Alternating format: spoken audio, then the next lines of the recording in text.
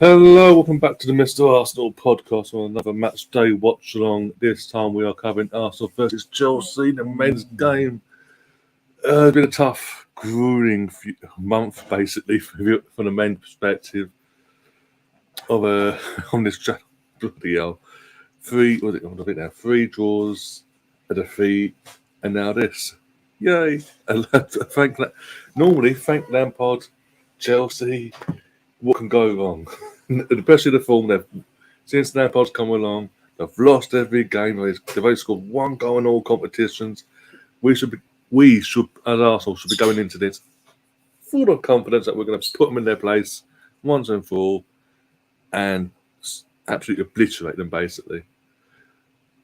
But as I mentioned already, because of recent results, our last four games, confidence is a bit low in camp apparently in our fan base. So. Yeah, it's going to be an interesting one. I will be joined by Joel, and I've got Tom coming on as well. I've sent them the link as soon as I get backstage. As always, I'll bring them in, and yeah. But whilst we wait, we've got the team lineups on the screen. They've got Rams. There's a few changes. Ramsdale in goal, Ben White at right back. Holding has been dropped to the bench, and Jakob QR has been given his first start at Arsenal. No pressure in the London derby in the title race. No pressure at all against Aubameyang, who, by the way, hasn't played at all under the Lampard until today. What can go wrong there? You've got Gabriel, Zinchenko, and then Jorginho. Partey has been dropped to the bench as well. Again, based on form. The Partey, you've got to say, it's well deserved. He had to be dropped. It hasn't been showing up whatsoever.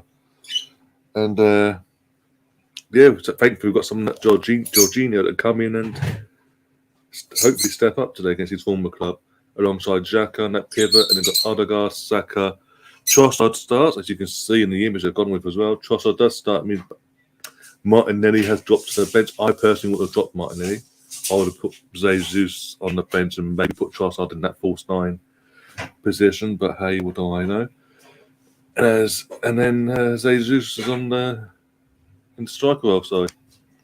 On the bench, you've got Turner, Holding, Tierney, Partey, Fabio Vieira, Emil Smith-Rowe, Reece Nelson, Martinelli, and Eddie Nketiah. No, for the first time in a while, no kids on the bench. So I'm going to pop into your comments quickly while we wait for the guys to pop in. We've got Reggie in the chat. Big up, Reggie. How you doing? Have you recovered from last night's high intensity drama from the Emirates with the women's semi-final yesterday?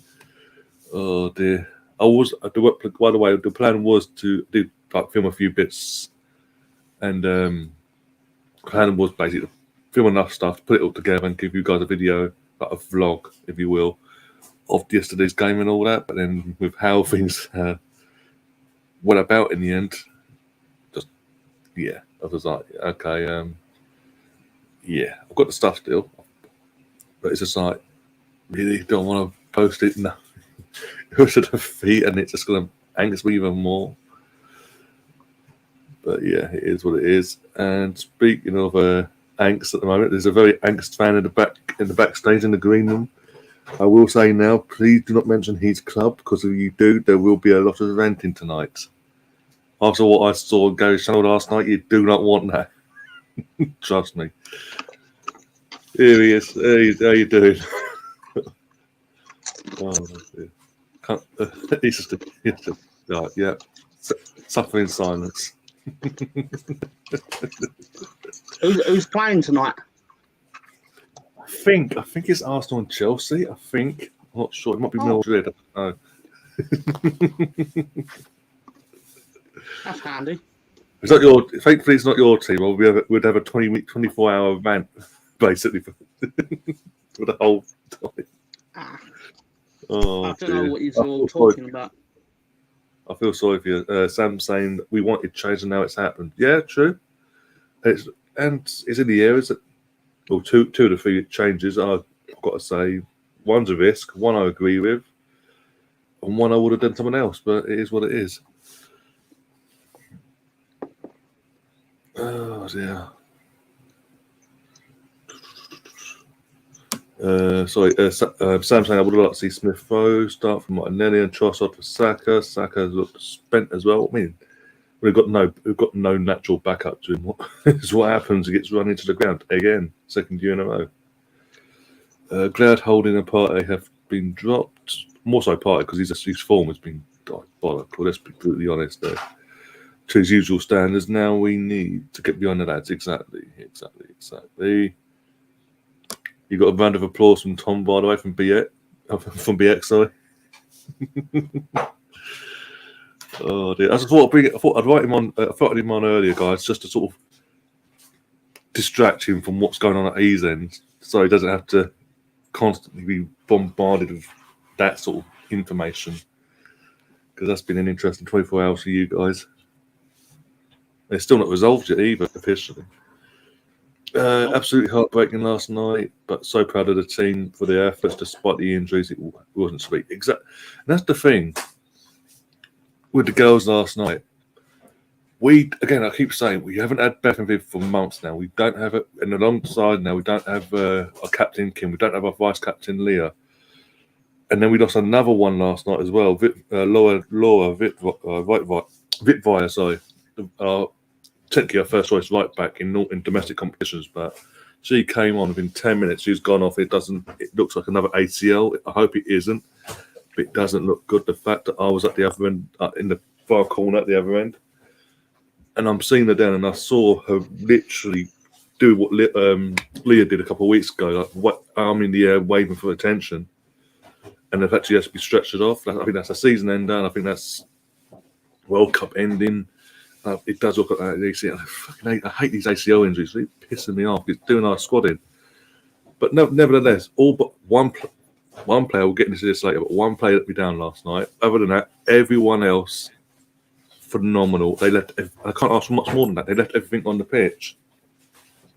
So I'm not going to sit here and cuss them all out. But there's one person that's just like, really, you went hiding. You came on and you went hiding. But it is what it is. David's saying, I take it as Partey isn't playing. I'll say let's give up in first place. No, it's just his form. Let's be brutally honest here. Partey's form since the international break has been dire. It's been worse. It's got worse and worse and worse game by game. It had to come to a point where he had to be dropped, and he's been dropped today. Arteta had to rule with an iron fist and go, enough's enough. I need to show his boss here, because otherwise they're going to go into pre-season and next season thinking, no matter what, we're okay. They need to know there's consequences to their form. Chris is in the chat as well. No West Ham game for you tonight until tomorrow, but it's away, so dear. And then literally Sam and Chris literally back and forth. Slag. Pretty much.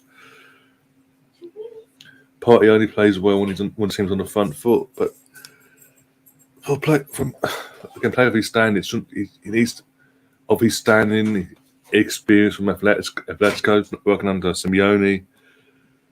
He should be helping the team out when they need him, when they need it most. When they're dropping off, he needs to be one of them players that get around and galvanise the team. He hasn't been doing that. I mean, West Ham, Gabriel got a massive blame for that penalty. Yes, he went in and he didn't. However, he gave away the penalty at West Ham. But who gave away the ball in midfield and messed about? It was Thomas Partey trying to do tricks and flips over a 6-foot bloody Declan Rice. What did he think was going to happen? Oh, one sec. Just going to bring my little friend in here as well. How you doing, John? Unit. I'd rather that being a hobbit. Now. Not very nice. Colling's not even here. We brought Tom in to distract him from his own team tonight, so be nice to him, Joel. But what's your thoughts? Hello. But what's your thoughts on the team? What you've seen tonight? Do you know what? It's what we've been asking for. It's people moaned about Holding. we've bought in the alternative. We said about Partey. We bought in Jorginho. Martinelli, I think he does need a break. I think to be fair, I think the whole team looked like they were out of options and didn't know what to do in the Man City game, to be honest. But Martinelli just couldn't get a foot on the ball, really, could he? Let's be honest. No. And I don't think that was down to particularly him. I just think they knew he was a threat and they shut him down. But to see Trossard get the game, that's what we want. You know, you need a guy that's going to find those positions and make the space, and I think Trossard does that. So need someone to unlock the Chelsea defence, don't you? Not that it's been that difficult for other teams, but no, in our form. You know, Chelsea up their game against us. That's a fact. So. Well, Uber's starting, so there's the motivation from Uber against the manager he fell out with at Arsenal, ended his career. But then Jorginho's in, and he's got the motivation to say, "Well, actually, you sold me, and I came to a club to win things." Yeah, exactly. So there's motivation on both sides, and as you know, I've given up with predictions, but. You know, my nephew said 3-0 to Arsenal, and he's a Brentford fan. Your nephew, yeah? No, honestly, I told you why. I'm not doing it anymore. I can't do it. Tom's probably the same. It gets to a point where you just think, I'm just not doing predictions anymore because you either get really disappointed or you're just well out of what you've. Well, Tom's team's broken already, so we just want to win. And to be fair, as Tom knows, I'm not going to rib Tom because I like Tom, but when you're probably a Leeds fan, to predict a game is probably very difficult anyway because you can either have a really high scoring game. Or it goes completely the opposite way. It's madness, Leeds games, and that's why they're exciting to watch. Because, well, from a neutral, you know, they're exciting, aren't they, Ryan? We've said that. You don't know what you're going to get in the Leeds game. You don't know, do you? But yeah, back to us. More importantly, yeah. Let's just see what happens. Ryan, what's your prediction? I think this is sort of again we're at home. I think this is sort of the perfect game for us, really, in terms of at home. It's an London derby, yes, but as you say, since now or even before Lampard came in, their form's been poor, but they've gone to a new level under Lampard, like really, really poor. They scored one goal in all comps. They still lost, and they just seem every time someone attacks them, they seem vulnerable. Their midfield's non-existent. The change is going to be key for us. Jakob key one with Gabriel. Yeah, but I think this is the how that works out. Game. I think this is the game. We can't turn around as a fan base and say Holding's not good enough. We know Saliba's out. I'm not saying that. I'm just saying that. Oh no, I mean as in his first time debut. Yeah, generally, I think this is a great game for him. I think this is why not? No, exactly. Sam's asking, is Klopp's hamstring okay? No idea. Well, to be fair, that had as much. Well, that probably had more impact than Lampard coming to Chelsea. Not much, then. Yeah, but to be fair, it looked nasty, didn't it? He's been charged now. He's been charged by the FA for speaking out against the ref again. It was awful. It was awful. Oh dear. It was like watching Martin. It was like watching Martin Keown in Van Nistelrooy's face. Oh, 2003, 2004 season, yeah. Yeah. One of the most iconic pictures ever. I've actually got a phone case on one of my old phones. I've got the phone case of that image. I've still got it in my back. Quality. Frank Lampard is as good at managing as Leeds United are at defending. I'm saying nothing because it'll get you off on a rant again. I think Frank Lampard's as good as managing as Chelsea are at defending. I think he's probably the better one to come out with Tom.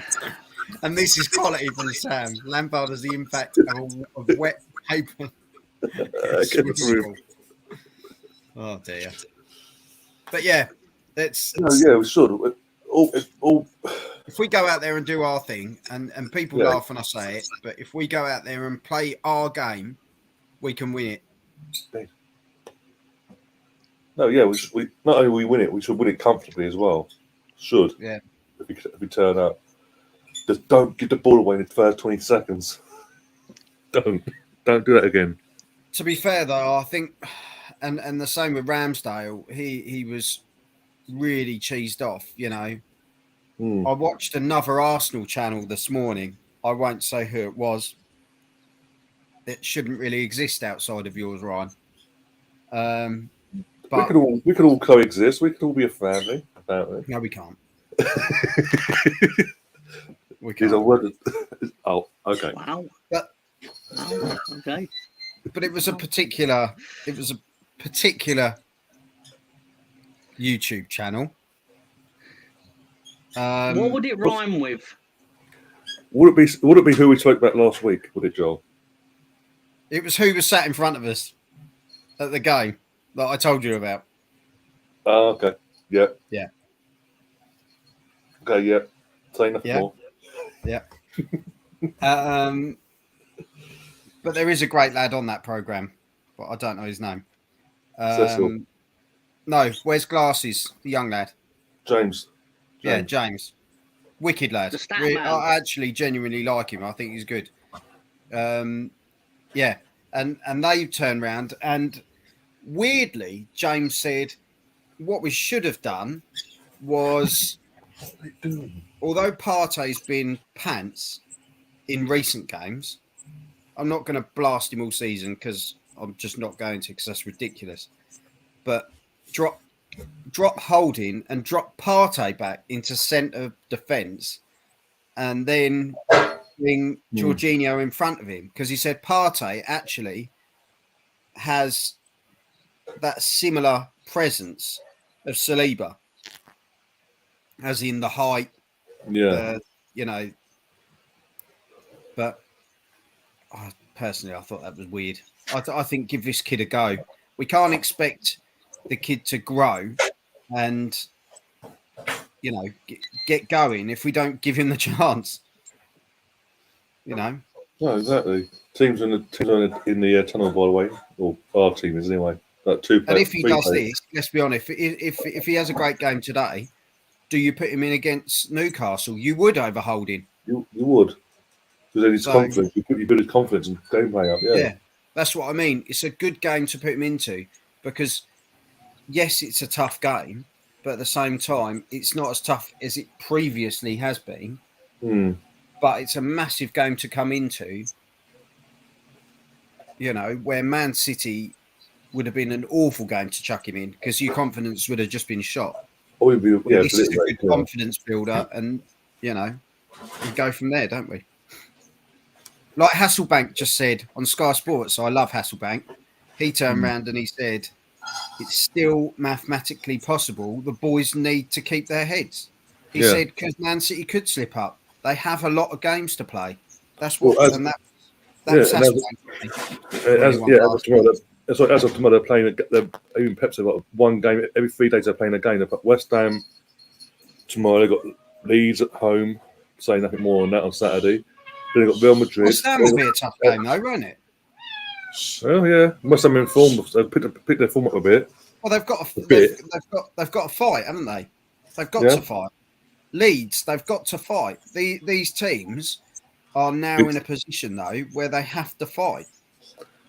Well, I'll let Tom answer that one on Leeds, but don't you think, though, Tom? Like, being honest, that they're in that position where they genuinely have to fight. They've also got to go against Brighton. Brighton are in a position to fight for something else. So there's a lot of games there where you've got to, you know. This is it, isn't it? Yeah. Well, for anyone who wants to know, Leeds will be kicking off at 3 o'clock on Saturday. Then at 3:02, 3:05. we'll probably be kicking off at 3:09, 3:14. Oh, classic Tom. 3:30, 3:33, 3:39. Obviously, half time kicks in then. Obviously, Man City get the ball second off. So probably hold out till 4:05, then 4:11, Tom, 4:18, 4:24. Tom, what's your actual prediction for the game based on how many times you're kicking off? 16-0. 16-0. I think you're up to about 12 there, mate. I'm going to be honest. You've only just gone half time. Man City will ease off at 4:44 because by then the job would be done. Do you mean what, 44-0? Yeah, but that's it's actually so terrifying that it's just more of a curiosity at this point. Like, I would love it, Tom. Right, if you actually went and did them now, because you're this whole thing that you've just reeled off would be one of the best moments on Ryan's channel of just taking that out and putting it out there. But like I say at the moment, people think I'm deluded, which I am. You just don't know, do you? You don't know. No. You've got to put yourself in a position to be there if it's for the taking. That's all Arsenal have to focus on. Don't focus on Man City. Focus on the game you've got in front of you.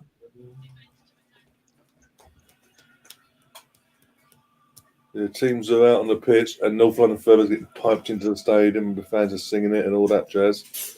And just to let you know, Chelmsford City is 0-0 with St Albans. Just thought I'd let you know. Ooh, yay. Am I not on the Chelmsford City YouTube? YouTube channel, not yet. Oh, dear, what's that? Let's do the usual team huddle and off we go. Come on now. Right, I better go downstairs then, and I'll see you at half time. Tom, it's lovely to see you, mate. And likewise. Ryan, yeah, I'll see you all the time. So yeah, I'll see you in a bit. That's trying to come before you come down. And I literally turned it off, turned it back on as it was leaving. Hello, Ryan's brother. Come on, we're only running away. Off you go. See you soon, John. Fabio score a hat trick. Let's go, Arsenal. Let's go.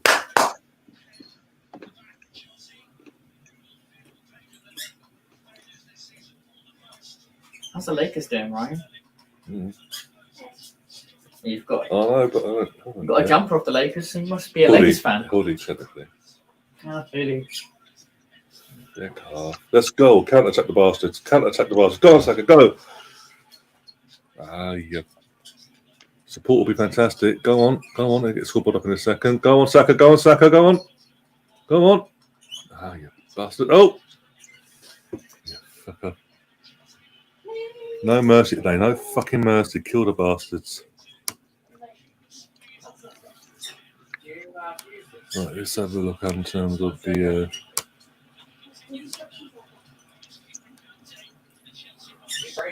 Oh, Kante's playing. I didn't realise Kante was playing. Bloody hell.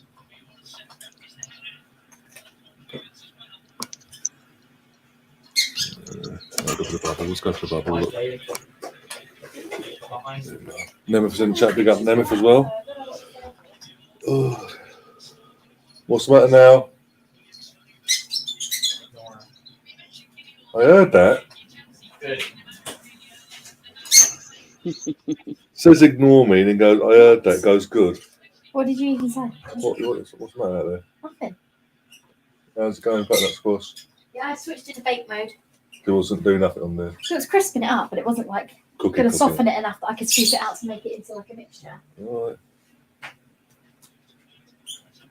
Oh, for God's sake, Brendan.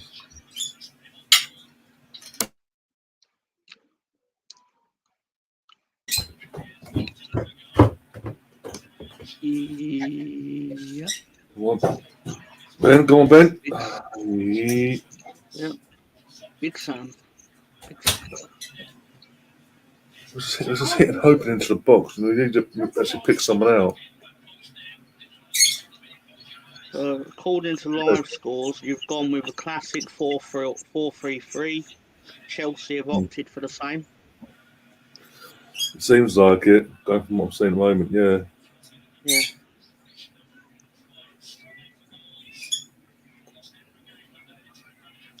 Obviously, Chelsea are going to use Chilwell and Azpilicueta as wing backs, I'm guessing. Yeah. Yeah. I'm assuming you'll be looking for the same out of Ben White and Zinchenko. Yeah, seems like that's how it's going to play out. Yeah. I'm rooting for Arsenal purely for the comedy value of Lampard. I want Lampard to be the James Bond of football, with 0 wins, 0 draws, 7 defeats, and you can put him on his way to that. So yeah, I am rooting for Arsenal out of spite more than anything. Fair enough. As long as you're rooting for us, I'll take anything. Spite, the one true motivator. As I said, I'll take it. I was. You know what? This sounds really silly, but I felt 100 times better after just airing my grievances with Leeds United on that show last night. I was like, bloody hell, where's this come from? This is a build-up over the evening end. Even on the stoop below that, I keep my mouth shut about certain things about Leeds United, and I had it. I just had it. I never call for a sacking. No matter how it gets, never call for it. You're gone. I think something's happened. Almost did. Oh, right. Nemeth is trolling me. Imagine my surprise. Oh, yeah, goal, Bournemouth. Bournemouth have scored one, I'm assuming. Yeah. Is that National League playoffs, or they got a game in hand? Seriously? Enzo Fernandez has gone down on his knee. We kicked the ball out. We could have played on. There's nothing near the game. Play. That looks like the playoffs. And Gabriel's sister, we kicked the ball out. Oh, it is. Sorry, it is the playoff quarter final in the National League. The winner plays Notts County, I believe. Yeah. The winner gets the right to beat Notts County, basically, fulfilling the team that gets 100 plus points and never gets promoted thing. That will sit with them forever. Imagine they've done that again this year and they don't get up for the playoffs again. Mm-hmm. The meltdown, but it's just like, what the hell? Get 100 points and not get promoted is criminal. Like, it obviously should be 2 teams. It should be 3 teams go up, obviously. Yeah, top 2 and then play off for the third. Yeah. Or whatever. Yeah. Of course, League 1, 4 teams go down, 4 teams come up from League 2. It's like, what the fuck? That's only the way that switch around that happens. All the others is like normally the normal 3 go up, 3 go down sort of thing. I can't remember why that is the case. I'll have to look it up later. It's strange, especially considering it's only the last 10 years that 1 team has dropped. 2 teams have dropped. It used to only be 1. You had to win the National League to get promoted. So. Yeah. Has Ryan gone offline or high? Am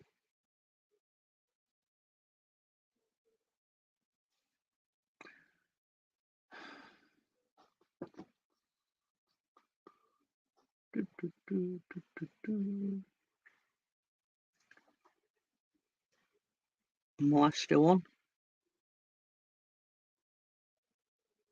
It seems that way.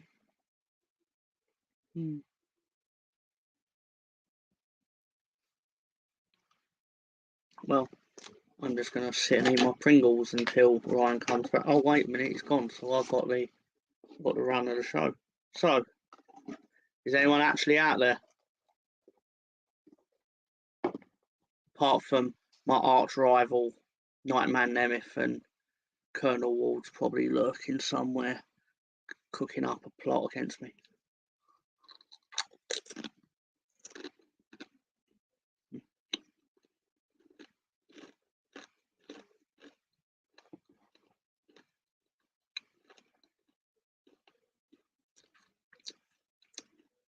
Welcome to this show, which has now turned into an ASMR Tom Eats Pringles.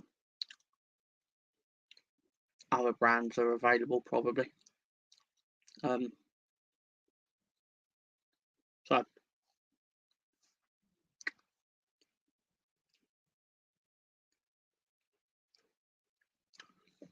these are original flavour Pringles, because I was feeling salty.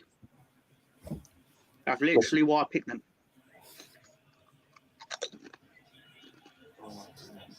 Sorry about that. Literally, my charge got taken off it. The thing, it decided to turn itself off. That's fine. I was just making the audience watch me eat Pringles. Fair enough.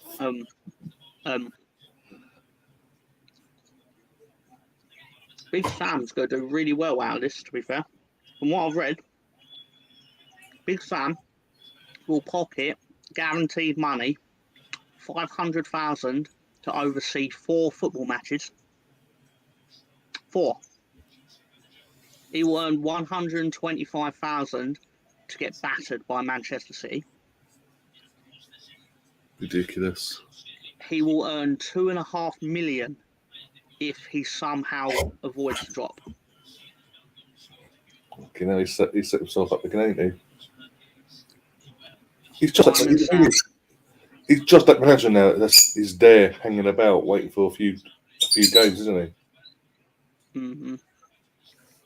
What annoys me about it, in hindsight, if you were willing to stoop that desperately to bring in Big Sam, why not do it in January?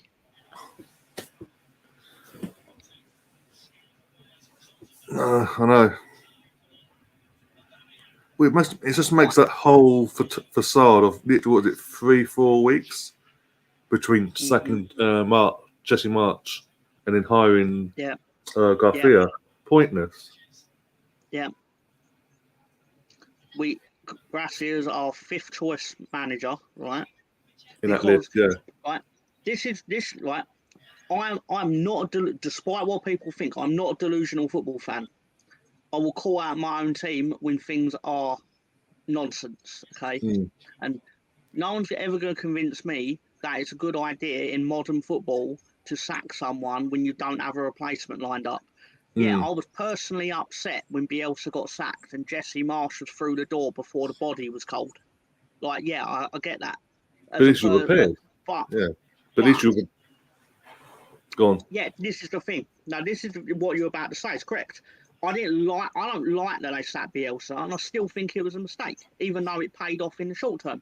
However, what annoys me about it is now compared to then, at least then, Jesse Marsh was basically in the door as soon as he was out. So it showed that you had it turned out to be a bad plan, but you had a plan.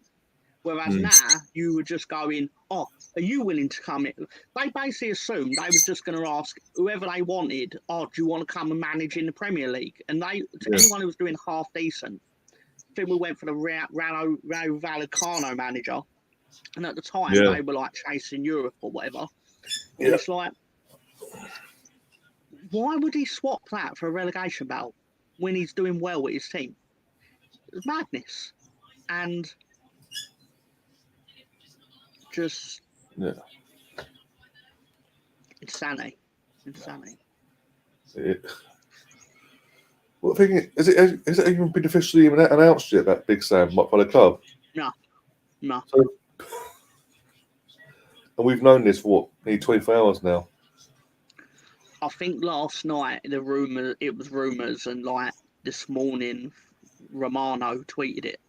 I confirmed it, all sort of thing. Yeah, and here we go. Like, say what you will about him, but generally speaking, when he tweets it, it's probably happening. Yeah, to be fair. Right. Not that I want to give someone that level of power over the news, but No. generally speaking, it is what he says is generally true, right, or verified or something. But I'm sure someone will have an example where it's not the case, but in my experience, it has been. It's just from top to bottom, it's not been good enough. Like, it's easy for me to sit and go, "Oh, the players ain't trying now," and things like that. And I do believe that. Like, there's a clip where I can't remember which Bournemouth goal it was, which as a sentence tells you you're in trouble. Where Luke Ayling's literally just walking towards the penalty box while Bournemouth managed to have 2 shots. One of them they scored. And it's like, you're the right back, mate. Why are you not running back to get in the box? No, exactly. The thing is, I do feel sorry for Yavi Garcia because up till half time against Palace, it was good.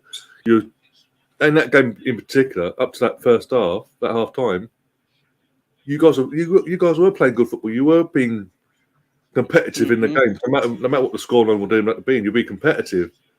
But the second it went 1-1, then you went at half time, you had Luke Ayling and that fight. Ever since then, it's like hiding to nothing for Leeds.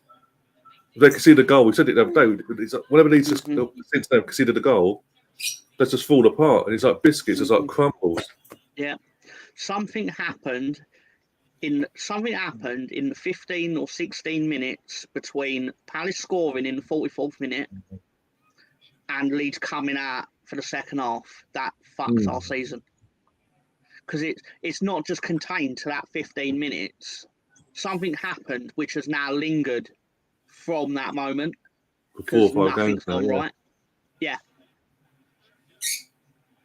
Because like he got like 10 points or something. So it's like something that would have basically, if you even come close to averaging that, we'd have been safe comfortably. Yeah. And all of a sudden we're not, and we're going to have to rely on essentially on everyone below us losing every game, which is very unlikely to happen. Saka almost scored with a header, and Kepa, what we pronounce his fucking surname, caught basically. I thought it looked like he saved it, caught it, but he sort of, as it's come to him, he sort of palmed it into the floor, and Jesus came in and booted it against the fucking. Instead of taking his time and trying to get a shot off then or pass it to someone more better position, he just threw his limit here, and he hit off a defender. They've cleared it now. But so far, 15 minutes in, it's been possessional-wise, how you expect going into this in terms of all Arsenal. I have my suspicions that the Nightman Nemeth is telling Porky Pies. We hope not. In terms of his Arsenal, you'd hope not. In one sense. I want it to be right, but from just the general tone of his comments since I've known him, I don't think he's being genuine in that particular sentence. But if it was Colonel Ward, then I'll be agreeing with you there. I'll be like, yeah, definitely, he's backhanded. Don't believe it. Colonel Ward wouldn't even go to the effort of pretending that he thinks it would happen. He'd just go, "You're damn, fuck off, you're damn." but that's our community, eh? Oh dear. That's it. I'm not angry at individual people on the YouTube or whatever. No. At my football club, and I'm angry at my football club. Oh, exactly. It should be. Again, we've had this conversation not just on Saturday. We've had this conversation before. Leeds are a big club. They should be in the Premier League. They should not be. But look, the first season you're back, the behind closed doors season, COVID season, whatever you want to call it. When you guys finish, 10th, 11th? In your first season back? No, ninth. Ninth, sorry. We finished above Carlo Ancelotti. Everton, yeah, that's it. But my point is, you've done that in that season, but the club itself haven't built from it since then. They haven't built on that to sustain themselves as a Premier League club again. Massive mistakes were made. They went out and bought 2 players. Yes! Oh my God! My fucking captain, Lee Gunn, if you're fucking watching, slag off our captain now. Go on, I dare you. He don't step up. He goes missing. He doesn't need as a captain. Fucking yes, he does. On the noises that are coming out of Ryan right now, I can only surmise that Martin Odegaard has scored, and that's put Arsenal 1-0 up against Chelsea in this London derby. Come on! My captain.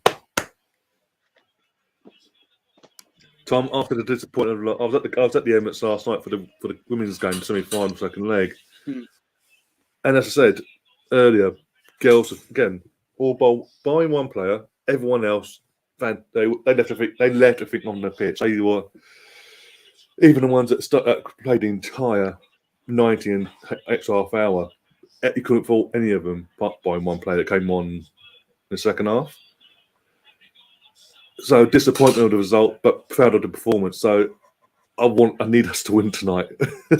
Arsenal in general, the last week has been result-wise isn't been good. The youth team got smashed in the cup final at the Emirates, 5-1 against West Ham. You did, didn't you? Yeah.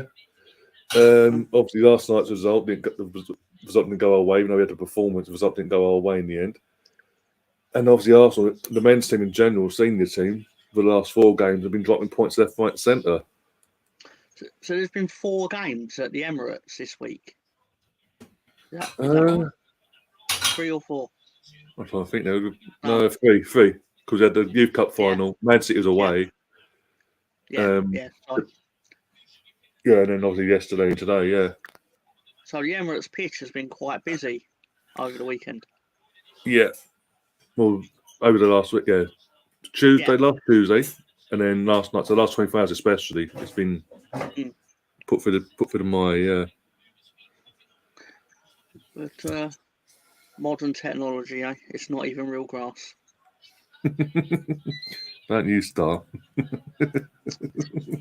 No, I'm not picking on it like that. I know. We had the same thing. All Premier League teams have like that. We'll go again. Oh no, got in the way, fucking bastards.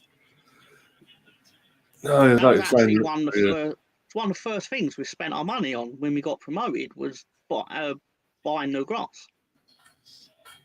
Actually, we bought a pitch off of Tottenham initially. Oh God, no wonder you're struggling now. No, this is genuinely true. We thought our pitch could withstand the first season, and then we'd buy the new one in the summer.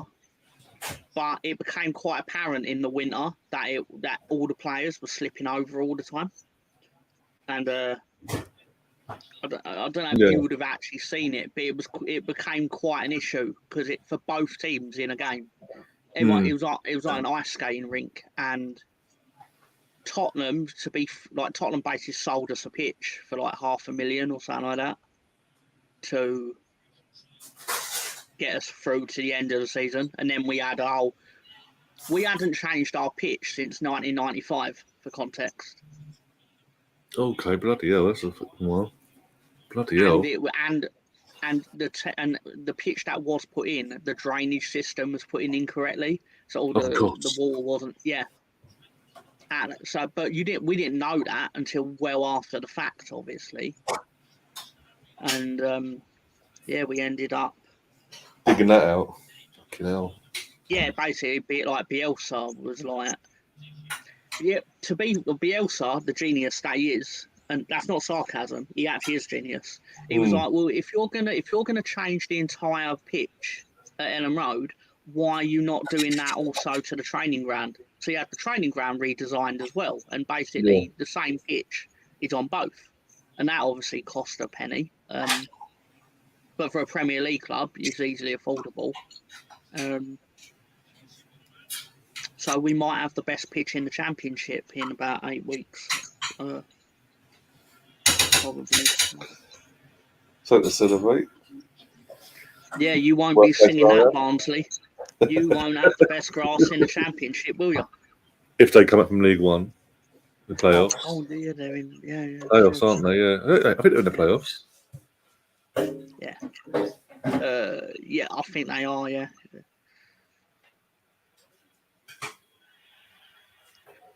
Big Sam in. I knew it would happen. 10 games too late, unfortunately. We're sacking the manager, paying 2 million for 4 games.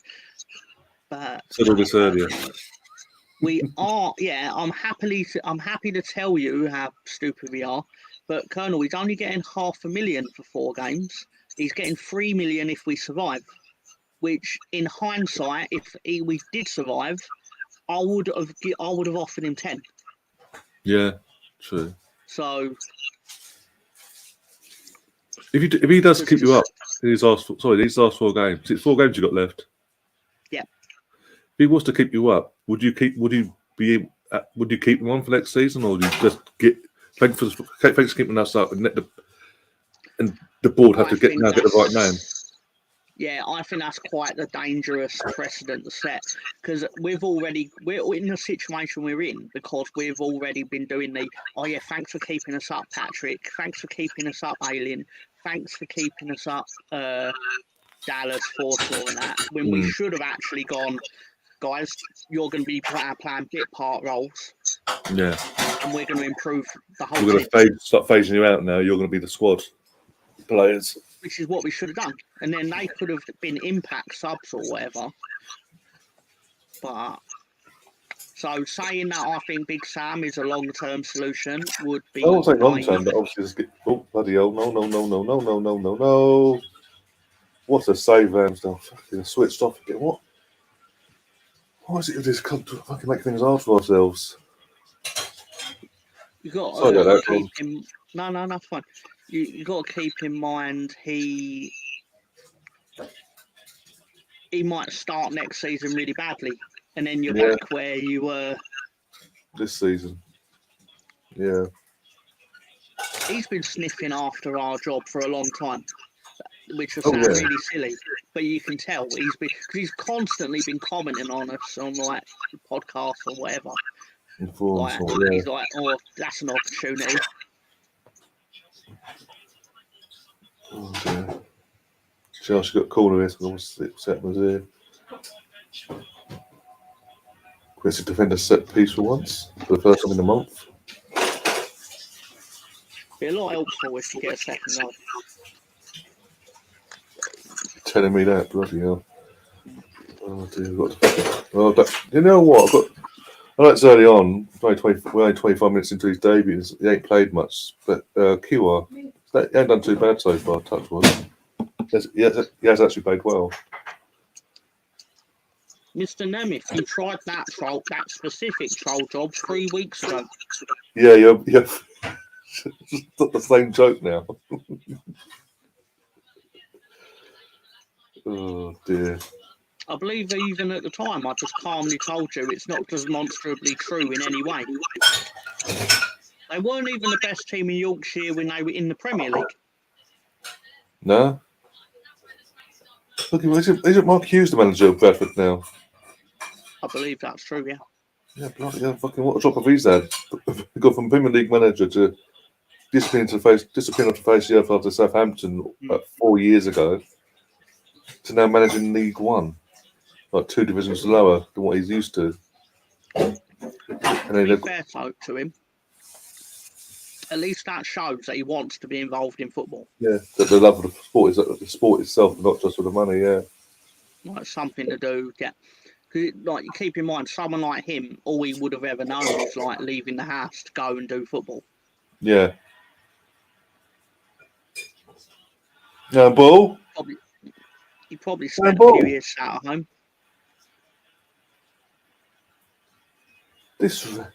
How can you not spot that? He's like that. Fafana jumps in his box, just inside his box. He jumps, and the ball hits his arms.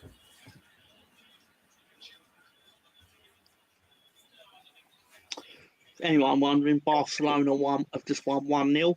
They are now 14 points clear of Real Madrid. although Real Madrid have, I believe, 18 points left to play for. No, he didn't. Shut So- up. Cat, he tried to put it away. His arm was like that. He didn't try to put it away. He was like that. Tried it. Oh, well, thanks. Can you put a light on something? It's getting a bit dark here. I didn't bring my ring light down. Colonel, Thank you. say what you just wrote to yourself out loud.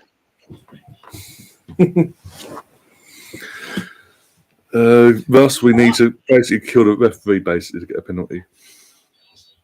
I believe Derby might actually be in Derbyshire, oddly enough. So Sort of the clue gives it away in the name. No offence, Colonel, but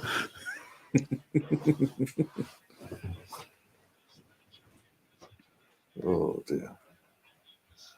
This is where he comes back in the chat and goes, actually, I've looked into it. Geographically, their stadium is actually in a part of Yorkshire by a third. Yep. Yep. I hope he does. Because I like learning new things. It's fun. I'd be 100% fine if he did that.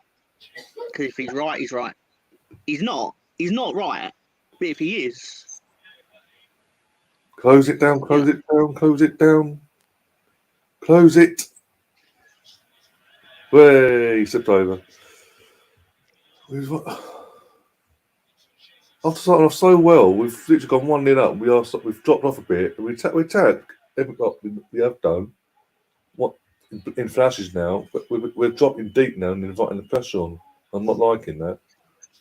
it's like the only team on earth who can dominate a game from minute 1 to 90 is Manchester City. Every other team will have a spell where you're not shit hot, no matter how good you are.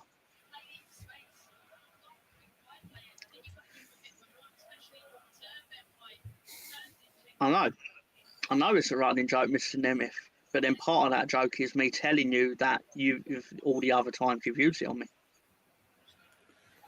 Sheffield Do you Wednesday. know Sheffield Wednesday and Bradford got relegated? Sheffield Wednesday got relegated, then Bradford got relegated, if I remember rightly. Yeah. Leaving Leeds as the sole team in Yorkshire at the time, I believe. Yeah. What's another reason why I want you to one sec. Another reason why I want you guys to stay up. We've got obviously Sheffield United coming up. You've got a Yorkshire Derby next season if you stay up. A proper one. That'd be good. Yeah.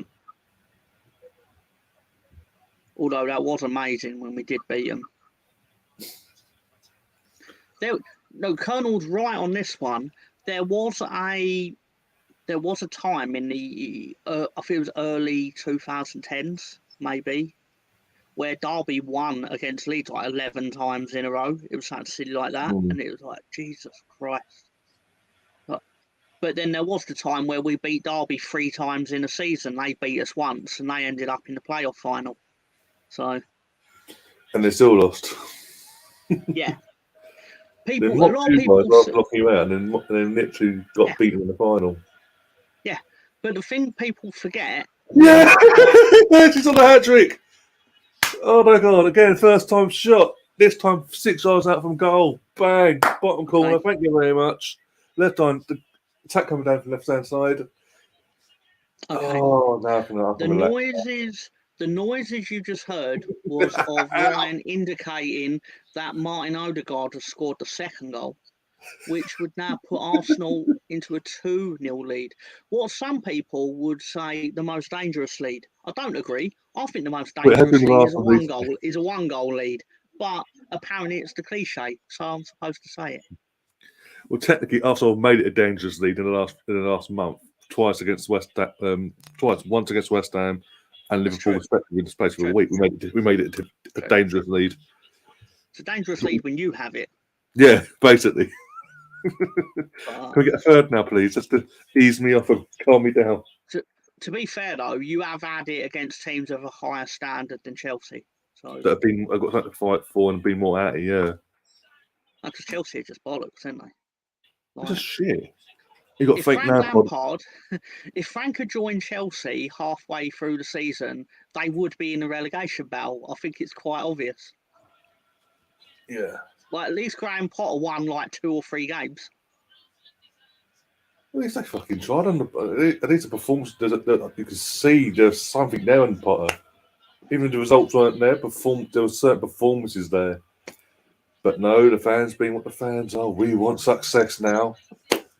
Oh, by the way, Astrid Wet, if you're watching, love, what is it? Oh, I believe we're going to beat Arsenal today and end their title hopes. How's that going for you? Who's having champagne tonight? Is she the bird that does those cringy videos where Yeah. she pops champagne over things like Chelsea getting a corner and like Arsenal basically not doing well for a day? Yeah, and then suddenly, when it weren't going well for her on that side of things, she suddenly turned her attention to Arsenal in the last couple of weeks.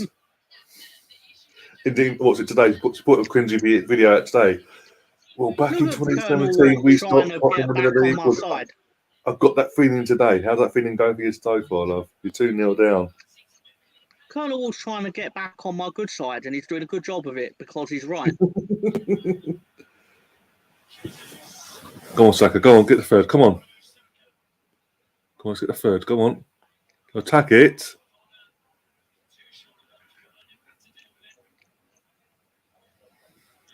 I'll tell you, I was saying, the Derby team that he took from... Yes! What? Wait, what? Jesus! They might VAR it just to make sure he wasn't offside, but the ball's in the net. It's 3-0. Gabriel Jesus just scored. They let the striker can't scored. Okay. The noises you are currently hearing indicate that there is a third goal in the game, and I believe it has been scored by the specimen known as Jesus.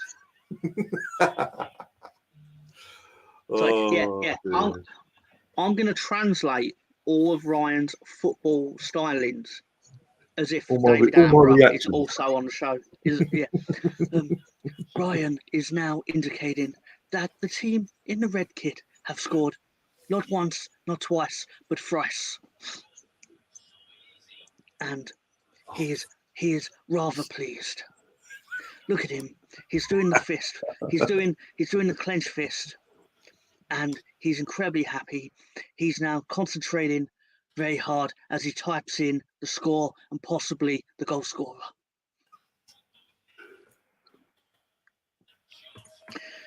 Of course, the member of the subscription of the channel as by YouTube, BX Gunner 81, has said Jesus is in double digits now, meaning he has scored more than 9 goals in the football Premier League season.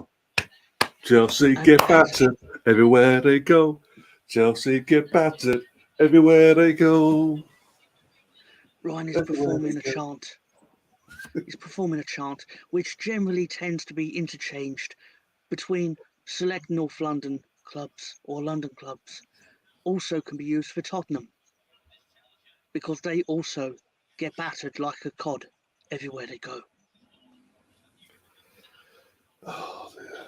No mercy tonight, motherfuckers. Let's kill them. Will Frank Lampard still be in gainful employment by the time the football match reaches its halfway point? I hope so. That'd be a first. Get sacked at half time. Go on, Benjamin. No, it's not. It's not a first. I can tell you the time it happened. Go on. When Tottenham lost Tottenham were playing in a Europa League match in 2007. I think it's either 2008. No, 2008. They sacked Martin Jol at half time. Oh yeah. For Juande Ramos, who was infinitely worse. And it was one of them things where it went round the ground and the only person who didn't know he was going to be sacked was Martin Jol. Yeah, no matter what happened at night, he was being sacked. Yeah, I remember now, Yeah. It came out specifically at half time. And it was like, imagine being sacked at half time. Well, I am imagining it now for a certain individual that's married to an Irish TV presenter. Oh dear. Mr. Nemeth, did you know that Leeds United wore this particular shirt in 2001 when we actually won at the Etihad? Yes, that is a thing that really happened. And we had 10 players on the day for most of the match. Bielsa masterclass. Yeah, because I watched that day because again, that's part of the lockdown season, wasn't it? Your first season back. Yeah. Oh yeah, I remember watching it on BT Sport. I was like, bloody yeah, because all the games were on at that time getting shown to us. I was like, oh fucking hell, like Man City we had given up. Yep. I've never been more pleased to win a football match that I know we had no right to win. We didn't deserve to win. We had no right. The reality, I think we must have the lowest winning percentage in the Premier League of possession to have won a match in the Premier League. It was ridiculous. Don't get me wrong, though. It was the game plan. The second we went 10-0, second we went down to 10 men halfway through the first half, Bielsa almost just like, he flipped a switch and went, right, let's do the defensive formation we planned for. And then we immediately reverted to a back eight. And if I remember rightly, it was a back eight with two wingers because he gambled we would get one shot on goal. Yeah. That would be it. He gambled. He was basically like, at some point in this game, we're going to retract. We're going to get possession of the ball, and I want it to go straight to Rafina. But instead, it didn't. It went to Alioski, who then somehow Stuart Dallas, if I remember rightly, veered from his position of being on the goal line to it's Hogan. The answer is Hogan Nemeth. I'll be betraying my childhood self if I did not say that. Probably could be doing needs a favour here. Wakey, Arsenal fans. Colonel, Frank Lampard losing does everyone a favour because all jokes aside, I don't think I'm unfair. I'm not out of my station by saying he has no right to have the positions he holds in football in terms of coaching. Russ, give Big Sam a 5-year contract. I don't think we don't want Mr. Tom Vance. I don't think so.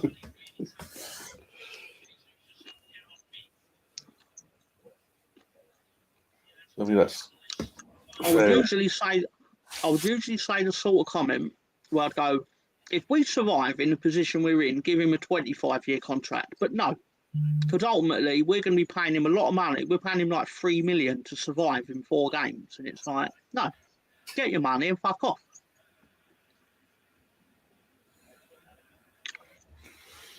Yeah, if it's look, to be honest, if it's Sam Allardyce of what? I'm trying to think now. 10, 15 years ago, or when he's from his Bolton era, he was just leaving Bolton. Maybe you could see him getting a decent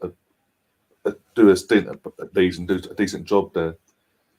But he's since England's fiasco, he ain't the same. Let's be honest. I did find Sky earlier put on a clip of him describing his tactics when he takes over a relegation battle. And it was very interesting. Even I'll happily discuss that, Chris. But first, just get this off my mind. He basically says that he obviously rightly sorts out defence, but the important thing to him is always your first pass needs to be forward, and he actually used Arsenal as an example. He went because Arsenal would always have the reputation that no one would dare attack them. A team of their stature wouldn't have the audacity to do it. So it'd be like, always, whatever defender gets the ball, pass the ball to the midfielder because they're going to expect to pressure you. And he said you always go after the other team's weakness, which it sounds really silly, but it's your only real weapon, I imagine, if you're outmatched. Yeah. It's actually what Bielsa did in the game we're talking about, Man City. He laid out the formation in the hope that Man City would then lay out their formation where John Stones would be the player in possession of the ball the most. And he knew he was the worst passer. But he knew Man City, in the man advantage, they would all converge on us, but then they would leave him behind, like the midfield linchpin, even though he's a centre back. And he went, we'll get one chance where we'll dispossess him of the ball. But Bielsa knows more about football than me, and that's not sarcasm. He obviously does, and he was right. Well, Bielsa, for how it ended with Bielsa at Leeds, people need to remember. Look what he did when he came. He didn't have to come in when you're in the Championship. Obviously, he's the stature of what he is and all that. He came in within 2 seasons. He got you up, and we built a connection between the fan base and the club and all that. Like, really put you back together and all that. And first season, I know beyond with no fans and all, but that first season, as you say, got you 9th above a Carlo Ancelotti team, getting results against lots of Man City as well, away from home. And yeah, I think the board themselves from that moment onwards thought, oh, he's done that with this Championship side, he can do it again. They didn't reinvest. They needed, at that point, they needed to invest. Yeah. If they start phasing the players out, the Championship players out and whatever, and start bringing in better quality. And that's true. If they'd done that, you wouldn't be in this situation. I think, I could be wrong, but I do think we're probably the only club for a long time where a manager's been sacked and no one called for the sacking in the fan base. Obviously, there was dissent. Yeah. It was more a case of we wanted him to go more defensive to stop the embarrassing results, but no one actually wanted him sacked.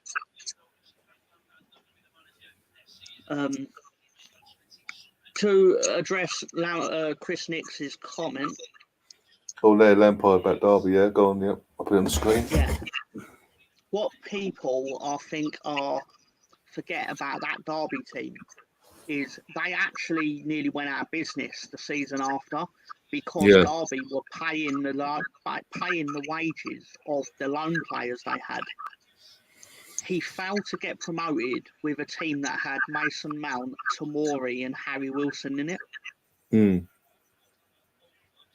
Which is absurd. And Tomori's gone on to play for AC Milan now. Not doing well this season in terms of domestically, but he's won a Serie A title, their first in how many years. He's playing the Champions League semi-final against Inter Milan this next week. And Mason Mount's been... Mason Mount's considered I'll say good footballer. I'm not going to say world class, but he's considered good. He's a good footballer, but he's not. Yeah. He can potentially be moved up to world class if he was surrounded by world class and they were doing well. But obviously, right now, no. But Lampard got routinely embarrassed by Bielsa, apart from the one match that he didn't, and that's the one everyone remembers. You might get copywriters can hear TV. No, in terms of because I don't have it at full volume so far. Nothing's been done against me so far on the channel.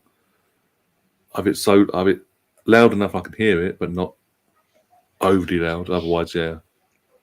I think he gets away with it because it's not distinctive. Yeah. And we're talking around it like it's not like we're obviously broadcasting. Just sitting there with the volume on and you all listen to it, basically. Yeah. Mount's been linked to. It has been linked to us. Yeah. Well, that could be the case because, as I say, I've never been touched with, as I say, pulled up for it, anything like that. So, but again, in terms of Mason Mount, because obviously we've been linked to Liverpool now, Arsenal. I think who else? We've been linked to a few clubs now. For this move away this summer from Chelsea. Personally, myself, I wouldn't, because obviously that's then you're bringing in someone you don't need to really bring in a position we don't need to fulfil. Because we've got Smith Rowe and Odegaard and one sec, please defend, get up. Right, yeah, we've got Odegaard, we've got Smith Rowe, we've got Martinelli to Trossard and all that play the position that Mount play. So if you're bringing him in, you're saying that one of them names mentioned, you don't want anymore. And that's of course anarchy. So we say in the fan base. There you go. Half time whistle's just gone. 3-0 half time. Just wait for Joe to pop back in. Other goal with two, Jesus, and can't say in terms of possessional, what we've done with our possession and all that, how effective we've looked. We've got to say we deserved it. Chelsea, when they have possession, don't look threatening. They've had one opportunity where we gave them a load of space and they had a shot, but got the shot from Vamps to make his save, his customary save. So yeah, can't really complain there. Oh dear.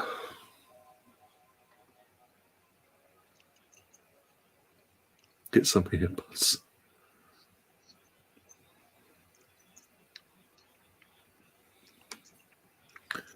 Colonel saying, I don't want Mount. I want either Kimmich or Tonali or Tomori. Would be two great signings. And Tomori, sorry.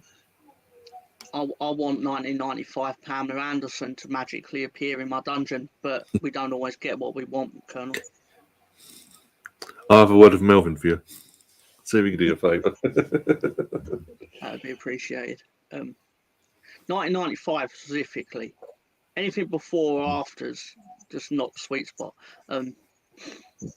So that's Odegaard's second. Oh, sorry. So I've got to do the BX voice. So that is Odegaard's second or third brace this year.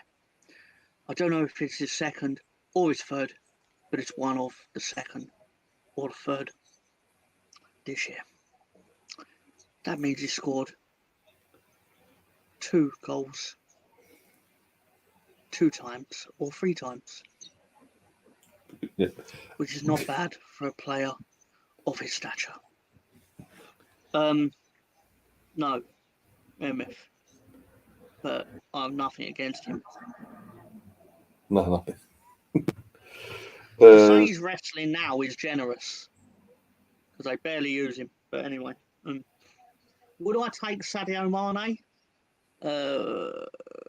What, for Leeds? I do actually have a plan that I would like to enact to actually assist Leeds' survival, and I know they'll never go for it.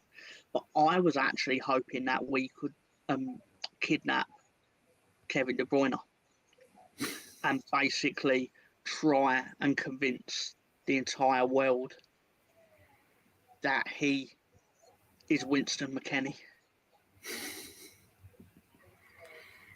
I wonder how that'll go.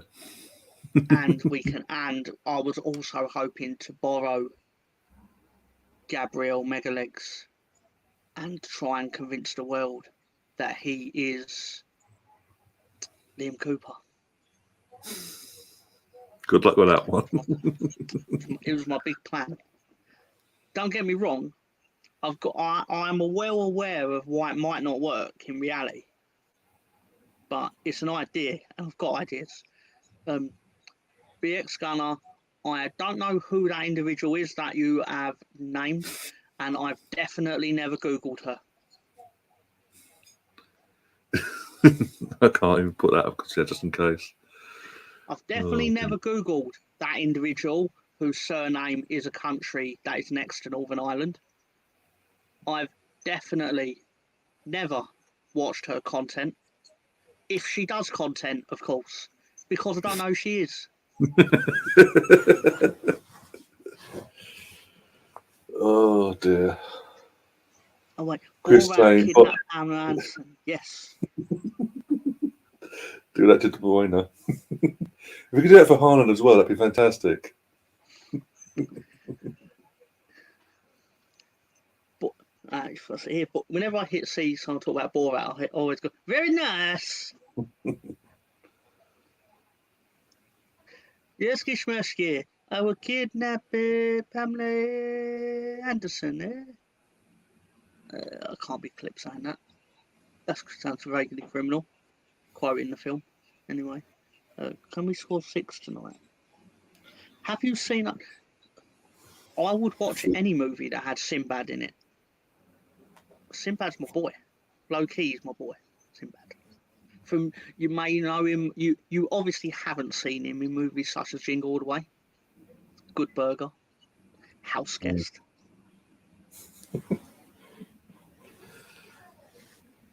Just one of many films. Yeah. Not that I'm a fan or anything. No, he's my boy.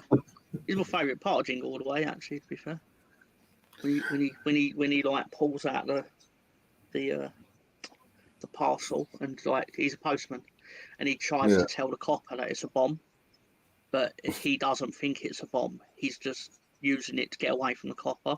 But it turns out it actually was a bomb.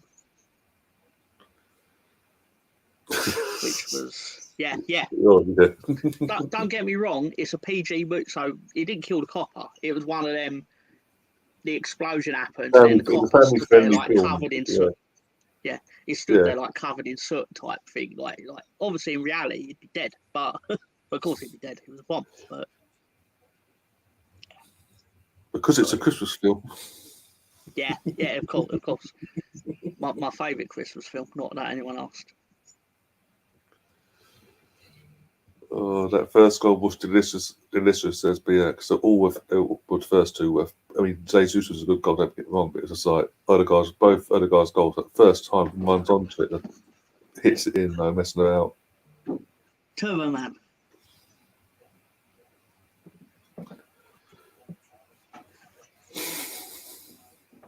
Oh my god. Oh my god. It's Turbo Man, bro. Yeah, I think you're a fan. Oh dear. I've got it on display like it's my most prized possession.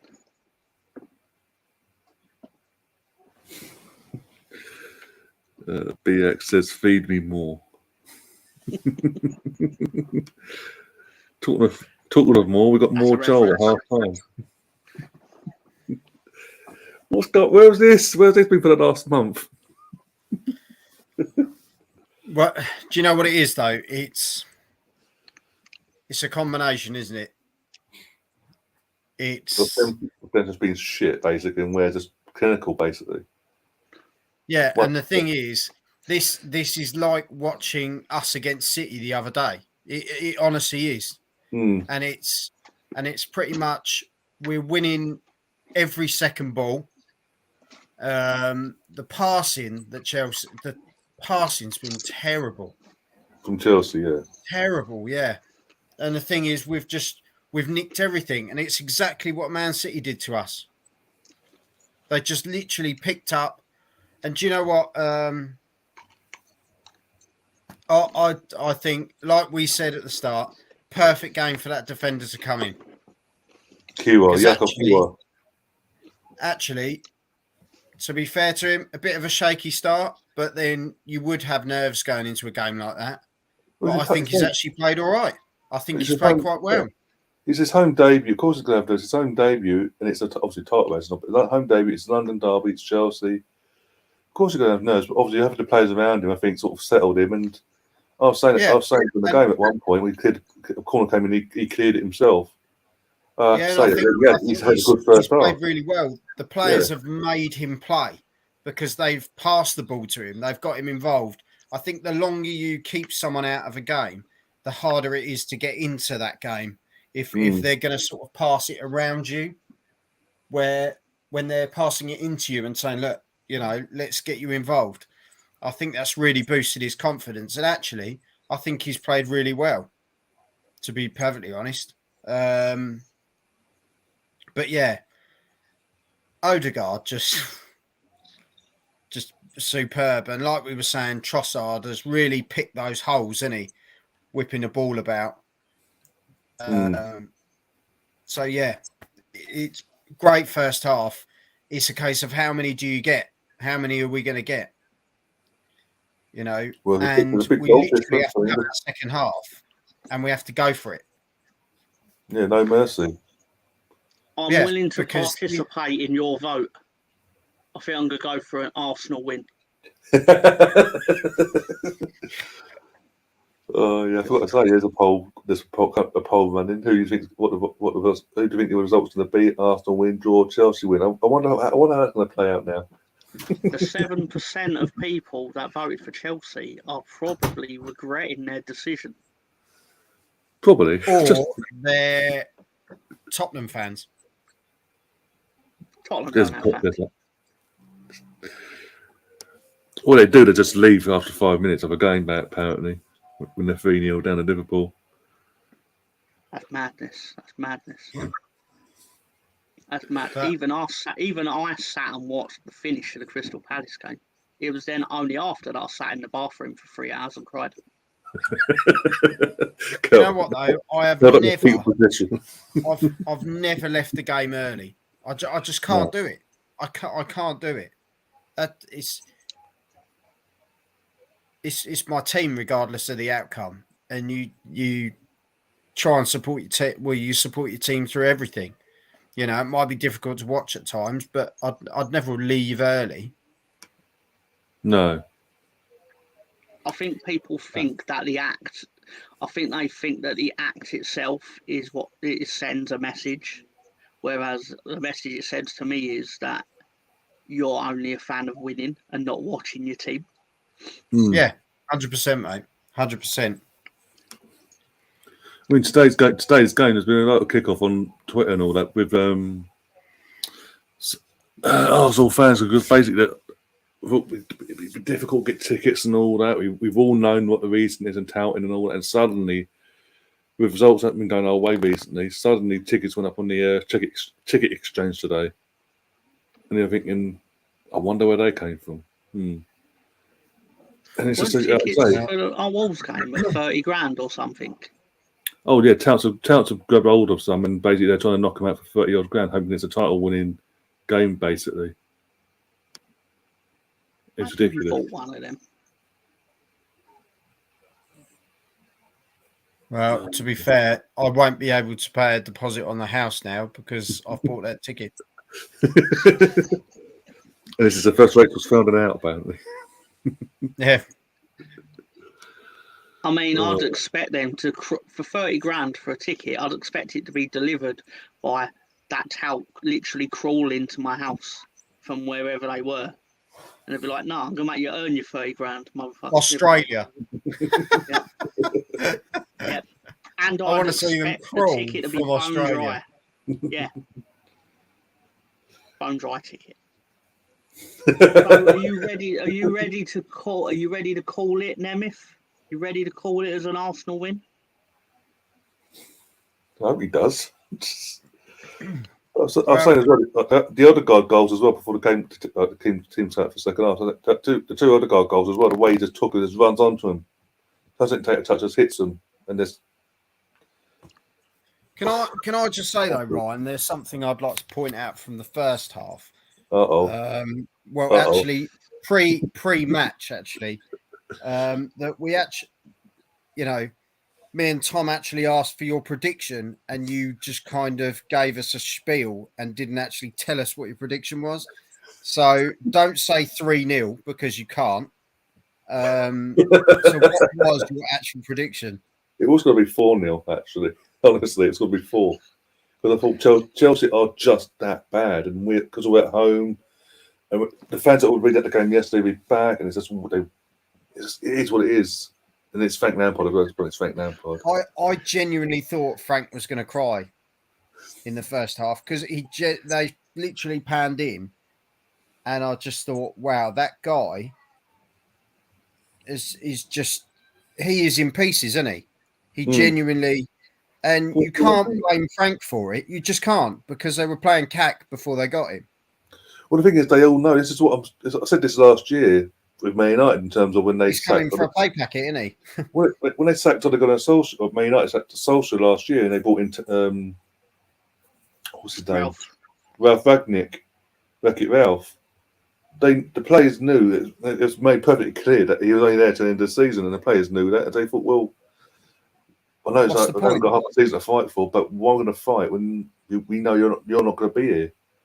And it's the same with Lampard. He's been brought in to the end of the season. The players know no matter what, and he knew no matter what. he ain't going to be here. So the players are like, well, why are we bothering? We've got nothing to fight for ourselves. I'll It's tell you killed what the Frank. sad thing is. This killed Frank's career. Killed it.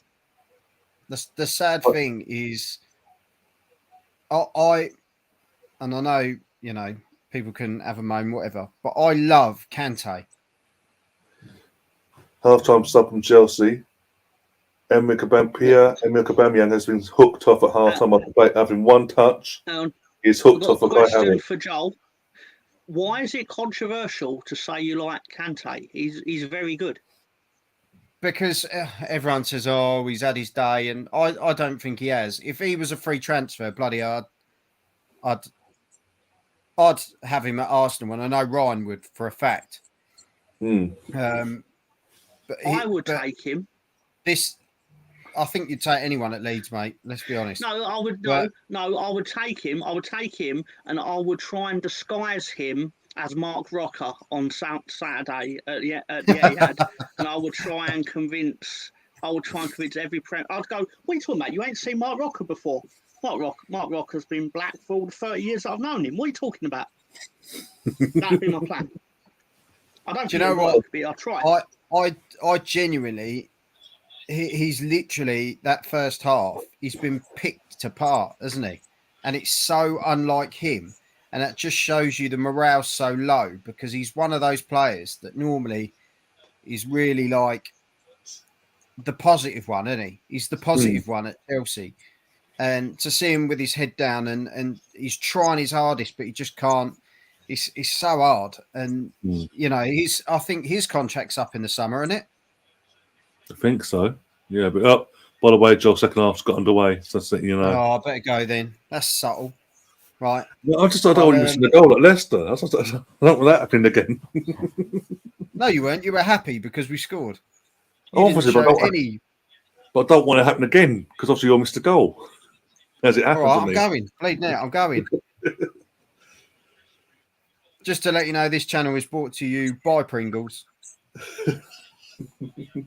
and Tom. Other chips are available probably, but you won't be finding me eating them. Yeah, they're called Stacks in Aldi. Oh. See you in a bit. Have a good 45 minutes, everyone. Don't do anything I wouldn't do. I would cry if it didn't go the way that I wanted to. No, anyway, I'll tell you this. Yeah, I thought I was going to say actually. I was trying to create more crazy schemes to cheat the system and beat Man City. I think. I know Pep won't accept a bribe. No. Well, it's Man City. They have been charged and all. It needs some money to pay off the lawyers and all that. And we did unceremoniously sack his godfather of football. So yeah, that gives him extra incentive to want to stuff us.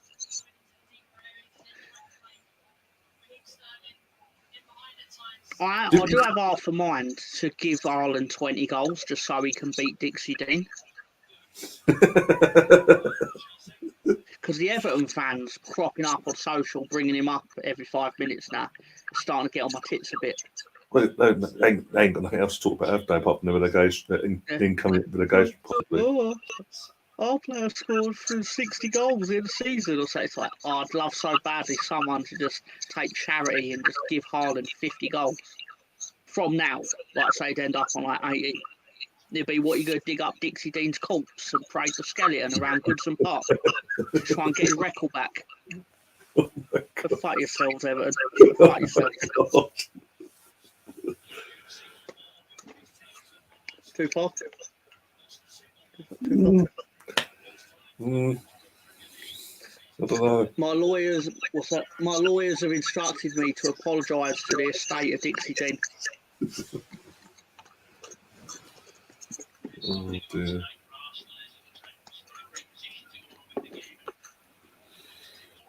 Leeds will take Anthea Turner, says Nemeth. Holy 1994.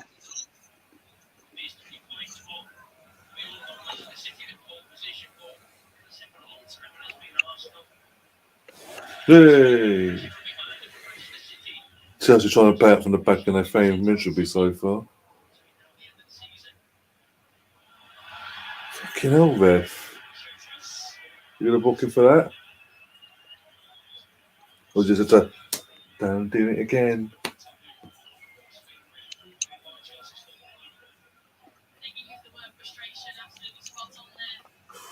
Oh, by the way, I don't know if you've seen, but there's a video going back last night. Leah Williamson, the England captain and Arsenal vice captain.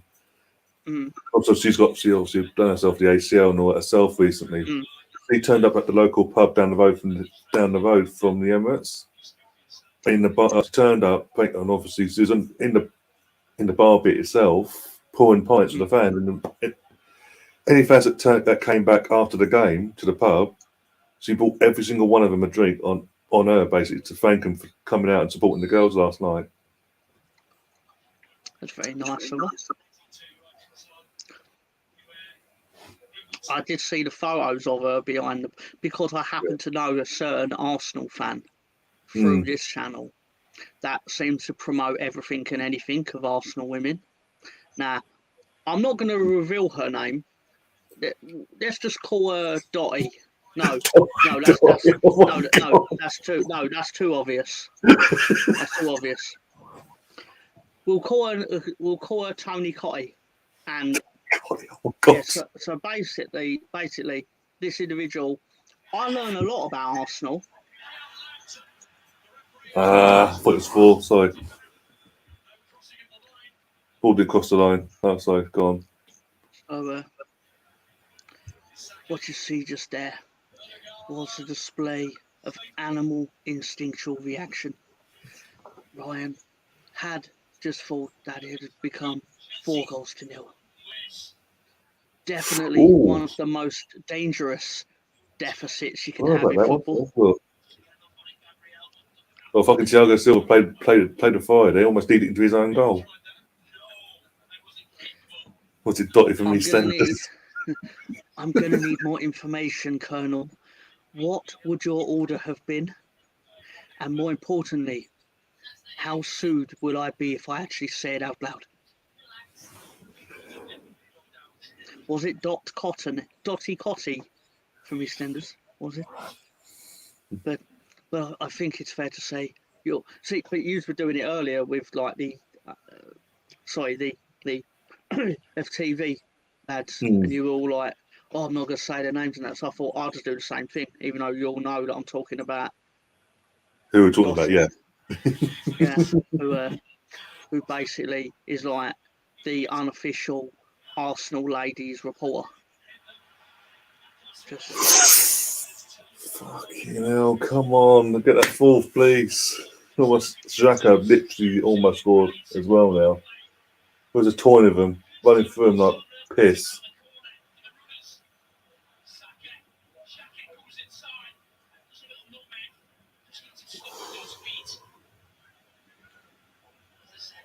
Going to have some Yorkshire tea in a bit. You should. I hear it's good.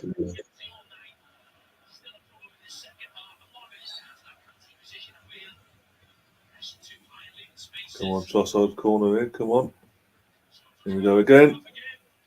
Oh, Zach Jesus at the far. Yeah, Zach fucking far post. He didn't score. Loser. What a loser. He didn't score when you were 3-0 up. Loser.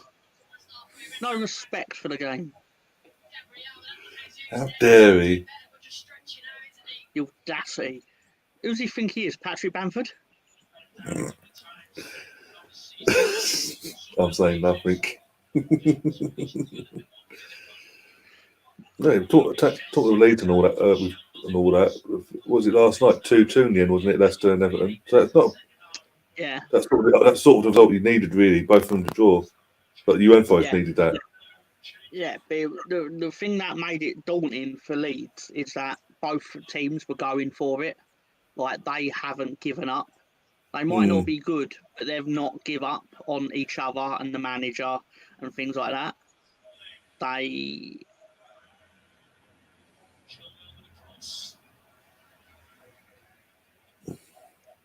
Colonel has posed an interesting question. How do you run through somebody like never tried. It seems horrid. I am considering starting a GoFundMe so we can do some scientific research, because I actually thought we should shrink a human down and put them in the footballers. Like what makes Patrick Bamford the 9,000th best footballer on earth? And I want to find out. So I think we should pay a human. Pay a human to allow themselves to be shrink down, and then we can put them inside Patrick Bamford, just to see what about his physiology leads him to being the 9,421st best footballer on earth.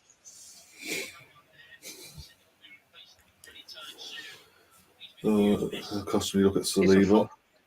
It's a thought. Just keep it in mind, Colonel. Yeah, just I'll set up the GoFundMe one day, and I'll expect lots of 50p's. Okay, to make this happen. Ridgey saying time for a few Camden Hells now.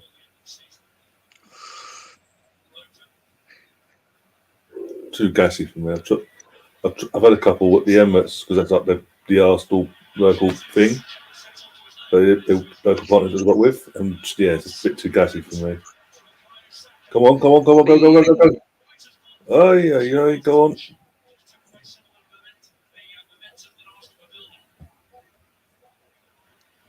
Beating Chelsea 3-0 feels nice. Oh yeah. Go on, Saka. Oh, it's coming. The fourth's coming. You Trossard to your pain in the bum. Are Chelsea aware that they're allowed to take the ball forward? Do they know that? I don't think so, because they're literally they're putting everyone behind the ball and hoping for the best. And when they do get the ball, they're giving it away so easily. I mean, the jokes can be made. Does Leeds know that? And obviously not. Otherwise, we'd have done it. But Chelsea have spent like 500 million, so they should definitely know it.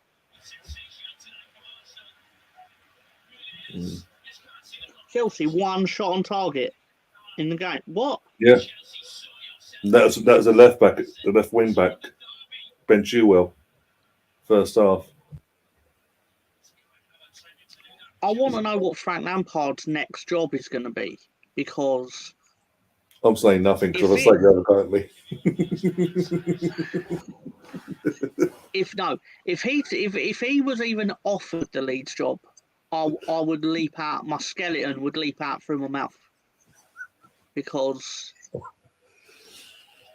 we're shocking and we're bad, right? Well, you're not that bad. But we want to get points, which you wouldn't be getting if you hired Frank, clearly. Because Chelsea have tried it, and they've got no points since they have. At least Sam Allardyce has a track record of doing the thing with hiring him to do. Whereas... I can't believe it. I can't believe we're hiring Sam Allardyce. It could be worse. In the world 2 years ago. Just be thankful your owner doesn't know James Corden, or James Corden will make calling the shots for you. Oh God, that's terrifying. I know what I just said sounds really silly. I truly believe there was a time 2-3 years ago when Leeds played some of the best football on earth. Certainly the most exciting football matches. Yeah. It was end to end, it was dramatic and all. He got everything in your games, yeah. Yes. Obviously I'm not saying we're a team on par with Man City for quality, but I'm just saying the actual football we tried to play. And when it went well, it went very well. We were basically getting battered week in, week out, or we'd batter someone else week in, week out. It was very... But to go from that to Allardyce in 15 months is... There's no other way you can call it anything but a failure at every level of the club. Yes, yeah. Substitution, by the way, just happening now. Trossard's coming off Martinelli. Says give a few minutes, get him rested for Sunday ahead of Newcastle. And then we're saying as well, Southend United United is Frank Lampard's level. That's a bit harsh on Southend. That high? I think it's a bit harsh on Southend, to be honest. Yeah, I'm thinking, what Southend done to offend Nemeth to be like linked with Frank? I'm sure Southend hope to get points too. Like, what's Frank going to turn up to an interview and like 90% of the interview is going to be, "Oh, Frank, you're so wonderful. Can I touch your skin?" All that's Champions League winning as a player's skin and all stuff like this. But then when it gets to the, "Oh, but tell us what you can do as a manager," he'll turn around and go, "Well, I fumbled over the line with Everton once. And I nearly won the playoff final. And I got top forward Chelsea. yeah, One. With no but then, transfers. as soon as I left, they won the Champions League and things like that." His biggest crime in football was that had he won at the Emirates in 2020, if I'm not mistaken, he probably would have had Arteta sacked. But he lost because he's a loser. Boxing Day, yeah. I got the sense that anything but a win for Arteta was going to take his job. We had a sense on that day as well because we did, it was again lockdown, so we did a watchalong that day as well. A few of us came on the regulars and all at the time. We all had that sense of it was must win night. Even though there was no fans, it felt like he had to get the win. And suddenly he started tinkering, put Smith going, brought Saka in, gave him a start and all that, and we won, and comfortably as well. And That's what made it more surprising. Yeah, and especially when you consider the form we were going into that game as well. You say, was it lost to Burnley at home? Pretty much every game going into that for about a month and a half. I think, going into that game for a month and a half. You took a lot of Premier League games. We took 1 point. We took 1 point out of like 6 games or something like that. Just the league alone. Yeah.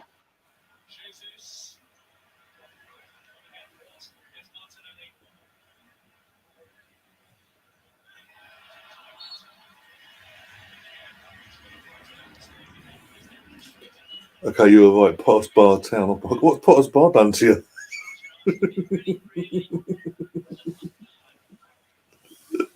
It's not a Sunday League team that I think he might do a job for. Even then, that'd only be like because the only team have got like 8 Chelsea fans on it, and they'd feel like enamoured by Frank. Yeah, they'd be like too distracted to take the duty seriously. But Aston Town FC, there you go. Yeah, how is he? I still don't get it. Like, it's one of these things where us as fans looking at it are like, what is it about him that's so magical that makes him so hireable and desirable within football? But it's like people within football. Close it down. Sorry, one sec. Just try and get rid of it. Fucking hell. That shows how bad Chelsea are. Even if we hand it to them on a plate there, they can't score. Man, Dweke just literally scuffed his lines massively. Welcome to this live score audio commentary. This is not an official product. Sorry. Oh, but sorry about that. Sorry. No, I don't even know what I pressed then. They just started doing a livescore.com commentary. I was like, no, get I've not paid you, shut up. I think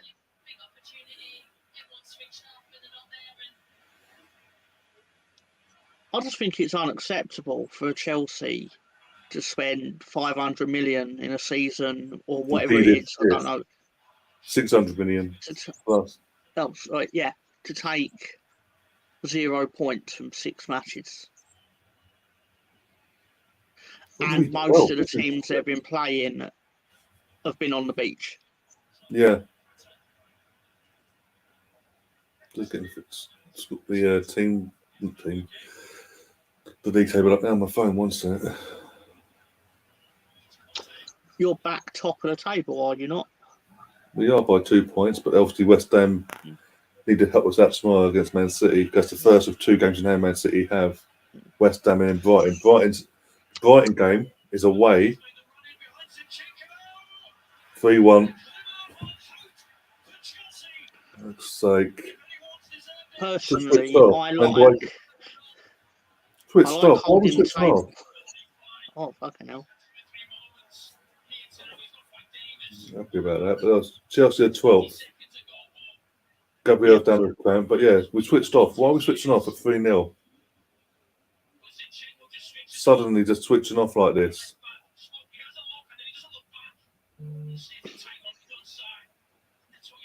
Fuck's sake, wanted a clean sheet tonight just to fucking get that hoodoo off our back of conceding goals. And it's sloppy goals as well.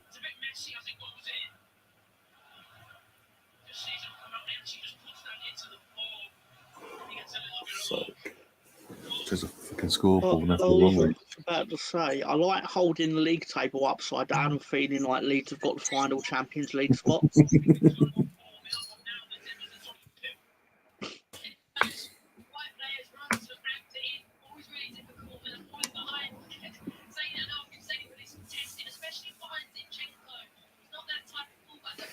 I actually think there should be like an unofficial rule where the transfer window doesn't apply to Neil Mopai, and basically he gets to join every team that Arsenal need to win a match, or just so we can get Ty from a certain channel just constantly screaming, "You're a disgrace! You're a disgrace!" and I hope you get relegated to the conference.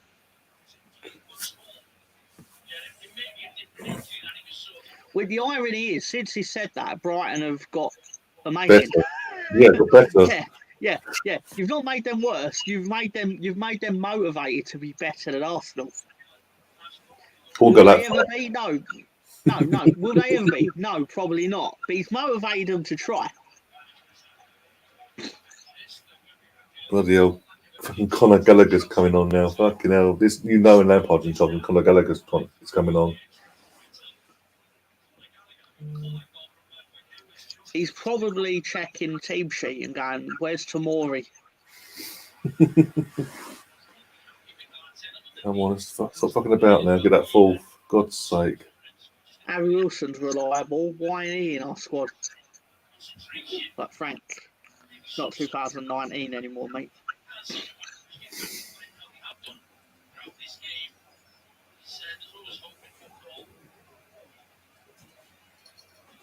Who's that?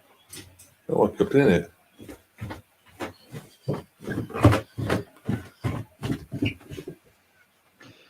I'm going to read the tweet from Richard Keys, okay?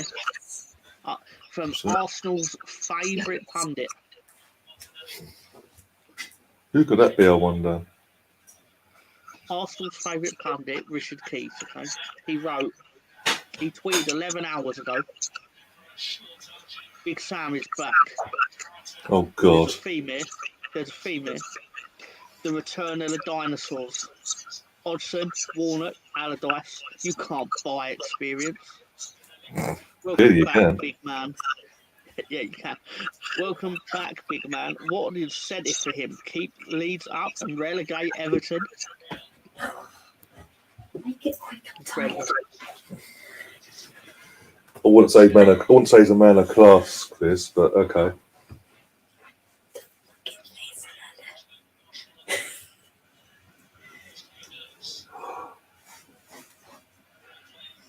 You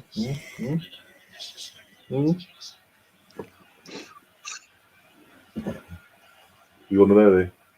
No, I'm just tired. Oh, that's what I was asking if you on early. Because if he starts crying at 6 in the morning, wakes me up on my day off. Well, you shouldn't do, because I'm not going to be moving until 8 a.m. I'm purring. As soon as you put him on me, so I started. It's just like, I'm just covered in his fur now. Oh, sweet baby. Everyone can hear you, by the way. I don't care. I'm just letting you know. Come on. Pass the ball, for God's sake. We're trying to walk the ball in the net goal now. know Chelsea is shit, but come on. But yeah, I wouldn't say Richard Keys is a man of class. Far from it.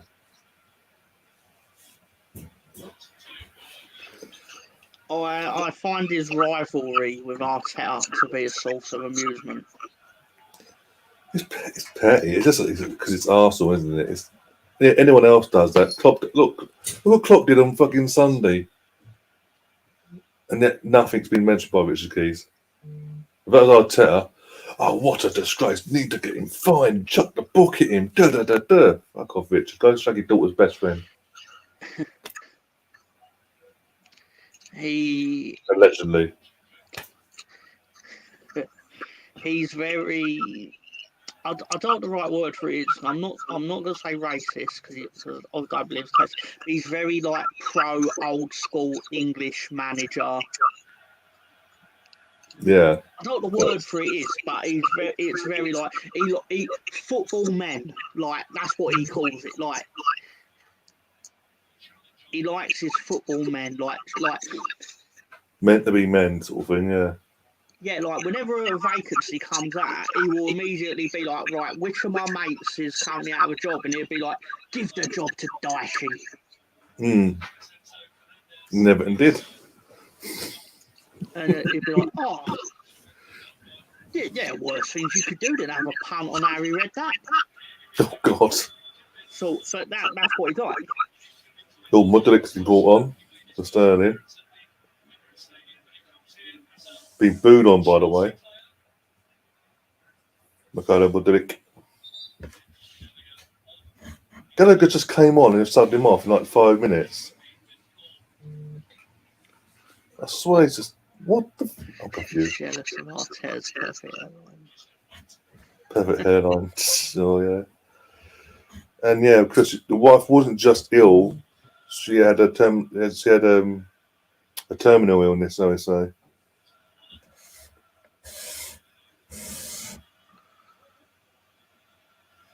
Nationalist. Oh.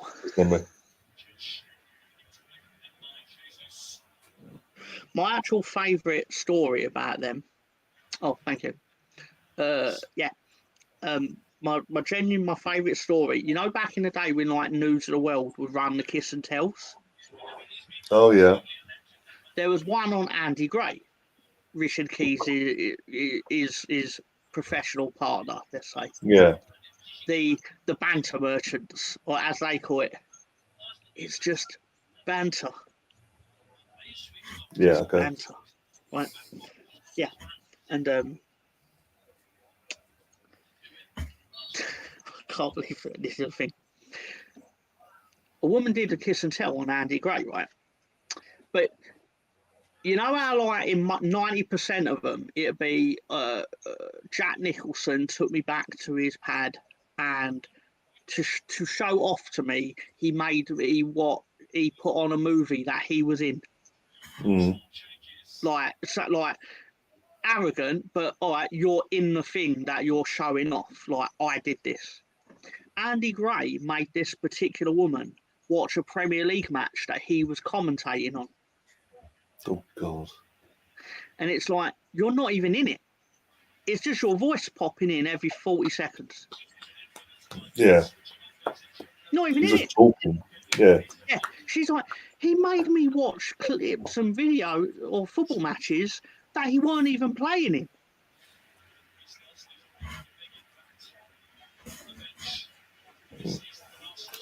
That should have got him kicked off Sky Sports alone, let alone his opinion on certain individuals in the offside trap.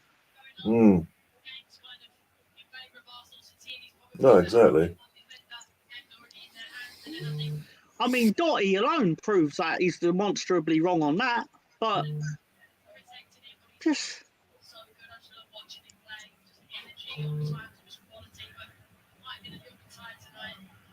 Personally, I would have sat there and listened to his commentating, because I'd have been like, he paid for my drinks all night.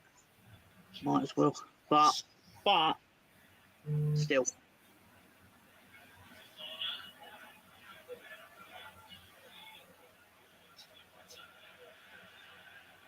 There isn't enough English managers in the Prem, though.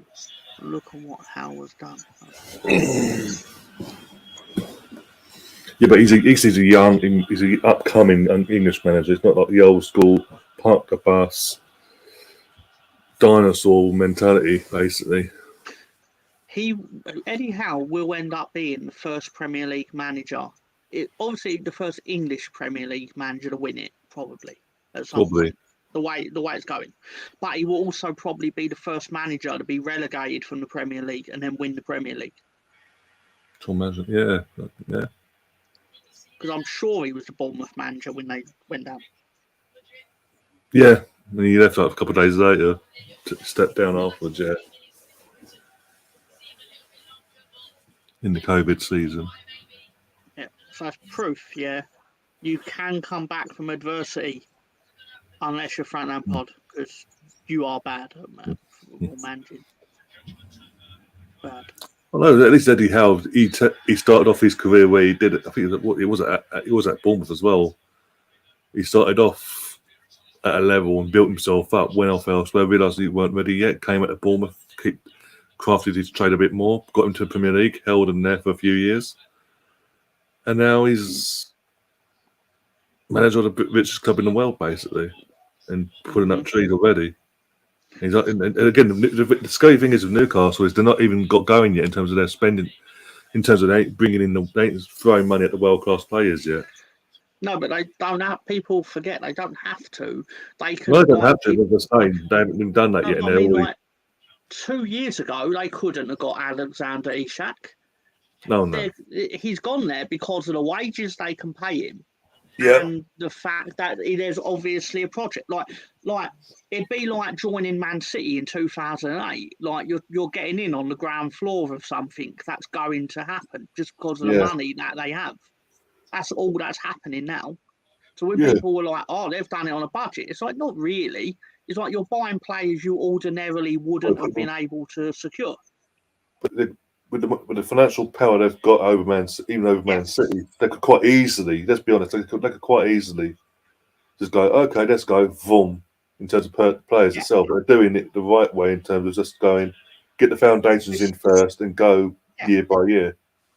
Well, they're testing the water, aren't they? There's no point in spending. There's no point in spending 600 million when you can test the water and find out if you can win the Premier League with 200 million. Unlike a certain American consortium boss named Todd B. No, wait, that's too obvious. We'll call him T. Bowley. T. Bowley. They won't know what I was referring to. They can't sue us. We ain't got no money. No. They don't know. They don't know who T. Bowley is or Todd B. They don't know. I agree to an extent, but I don't think the way Allardyce was that sensible and safe. That's the thing. The reputation is the likes of Allardyce and Dyche because they play a certain way, so only a certain type of club can get them. But the reality is that though they, like Sean Dyche had always said, he plays a certain way because of what he had. Whereas if he happened to have Man City's team, he would play more like Man City do play because he'd know what he had. But Burnley didn't have Kevin De Bruyne in midfield. So he made do. Well, but I agree with him that's fair to an extent. But I still think at the same time, he would just be hardwired based on how he grew up and how he played football to be, I want the 4 biggest lads I can find to be my 4-man defence. Get me James Tarkowski immediately. Yeah. So I'm worried though that Sam Allardyce is going to turn up at training, look at the defence, and then go, get me Fernando Hierro immediately. And I'll be like, well, he's about 60. He'll be like, I don't care, bring him. I think Ivan Campo and Kevin Nolan. Yep. Get me Kevin Nolan, Ivan Campo. Get me JJ. Actually, no, I will take JJ Kocher. JJ Kocher. JJ's so good they named him twice. Amazing. He really was on a different level though. Like just wonderful.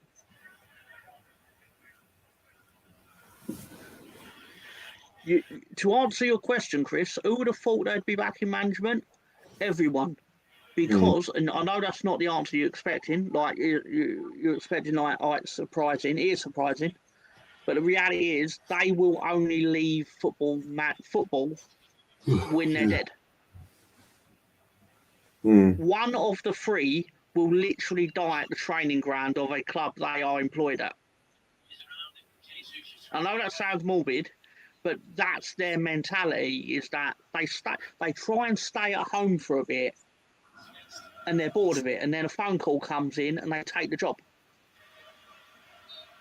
They've been in football for so long, they're incapable of not being around football. Yeah.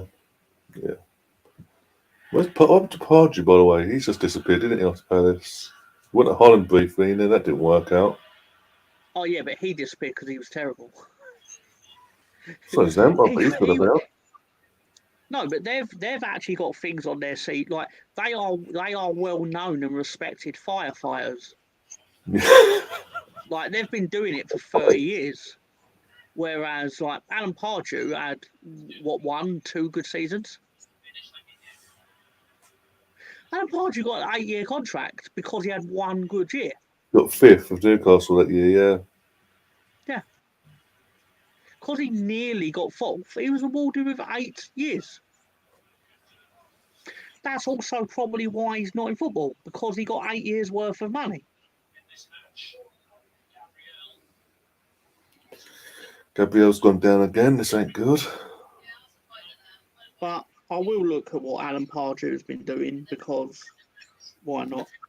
Yeah, last time I heard he was after Palace. He ended up at Holland briefly for about a year and a half. I think with Chris Powell. Oh, and that worked out. No. Eurosport are running a headline called "Leeds consider sacking Javi Gracia with Sam Allardyce and Alan Pardew options." Oh my God! How is Alan Pardew in consideration for this? Okay, if you get Pardew, you're giving up. You just give up. How is Pardew? Right, sorry. Yeah. Jesus Christ. Right, so after Pardew left West Brom in 2018, he had spells with ADO Den Haag in Holland, CSKA Sofia, which I know he resigned from there because bananas got thrown at him. Oh, bloody hell. Okay.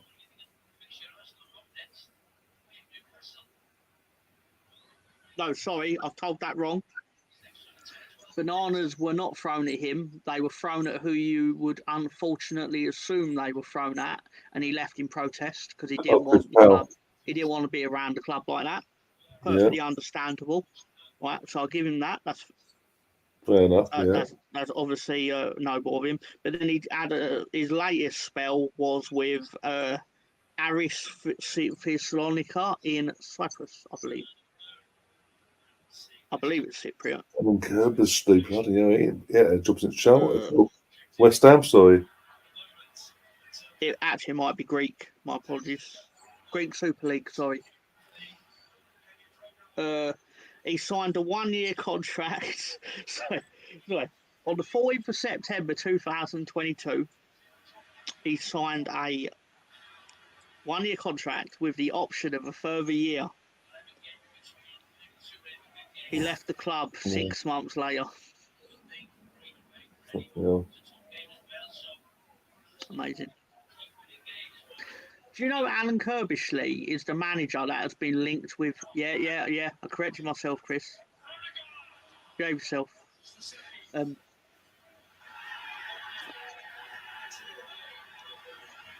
Kirbishley's the manager that's been linked with the most Premier League jobs to have never got the job. Okay, hell. I can't remember where I saw it, but it was like... It was basically like he was at the top of the most betting lists for clubs. and to have not got it, basically, which is quite strange. But They must take the piss now. Avon Grant would be good for your Leeds. Avon Grant, bloody hell. that's just racial. How he ever became a manager, a football manager, on the back of his Chelsea team, I don't know. I used to love how scary he looked because he looked like both the Terminator and the Vampire. Like he looks like someone you would not want to be left alone with in a dark room at midnight. Fuck off, Espequeta. Fucking prat. That's it, just gobble over the gaff. Yeah, cool. Gavin Grant was just weird as well in the sense of he was when he got given the opportunity to interim job at Chelsea was made up Marina the first time round. He was a football director. He just got. It was like, I don't know. There you go. Do your best till the end of the season. Got to a Champions League final. The owner, weren't it? Yeah, and because of liked him. Yeah, because he got into a Champions League final and all that season, even though he didn't win it, everyone, other club believed he was a good manager. And ever since, obviously, he got Pompey relegated. He got and never come back since. He got West Ham relegated a couple of years later. And now he's still. I think he's still a manager now. I think he's international. I can't remember where it is now, but he's an international manager now. Like, what the fuck? You're right. He isn't. He has been doing international jobs. I'll find out what his latest one is. Oh, wonderful, wonderful. For 3 years, he managed Ghana. That was it. Yeah. But now he's currently the manager of Zambia. Oh my god. The best of all the beers. so, you know. I'm going to read his managerial honours list. Mick McCarthy says, Russ, fucking hell. He's coming to the end of his time, isn't he, old Mick? We've already had Neil Warnock before anyone suggests it. Good return. He's done a job at Huddersfield, kept them up. Yeah, but we're the only team that Neil Warnock never got promoted. It was weird. We were shambles though. To be fair to Neil, we weren't absolute shambles back then. The owner was a lunatic. Yeah, that was that weird phase we went through. Literally, that Warnock. Brian O'Driscoll. Brian O'Driscoll. Brian McDermott. McDermott, that's it. From Arsenal Academy guy and all that. Yeah. Yep. He wasn't terrible. He wasn't. No, he wasn't. He wasn't terrible. It's just literally the ownership. He did as well as you could do with what he had. In that circumstances of the old ownership, yeah. Yeah. That was the problem with Leeds at the time, though. It was constantly short-term fixes and people just doing their best and it being bang average because that's all he had around him. If anyone ever remotely stepped up and became half decent, they'd get sold, which was the nature of the Championship in general, but it don't help you push on as a club.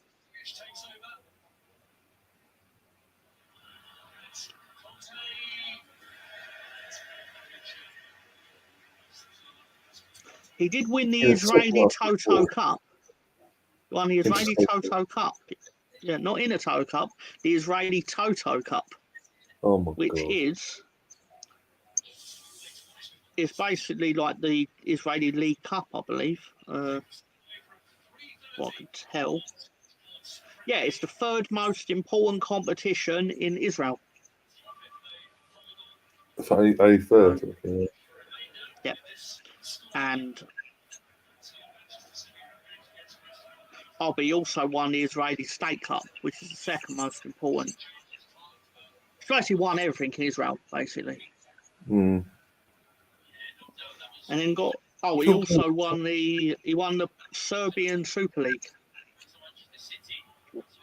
Okay. And one more thing. the Premier League Manager of the Month in April 2008. Look at that paid out.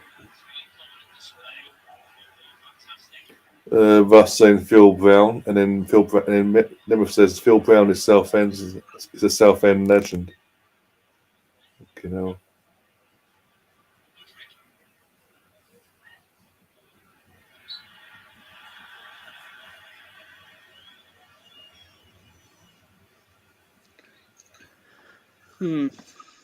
I know everyone is enjoying throwing out second-rate managers, but my challenge to you all is to throw out third-rate managers. Like, really make my skin crawl. Oh, God. Yeah, second half, got to say, right, 89th minutes, it's both going to injury time and all that, but it's been, like, their goal, I know they scored the goal, it's annoying, but the game itself has been really dull in the second half. I thought to catch up with another one and all that. It's like, we're going through the motions, and it's the opportunities to get the fourth, but it's just like we're okay sort of thing. It's been a bit. I'm going to read out some tweets from Chelsea fans. Okay. Yeah. There's Reed. Russ comes in with Les Reed, by the way. I heard that Les Reed was made to cry by the Charlton players. So that was something I heard.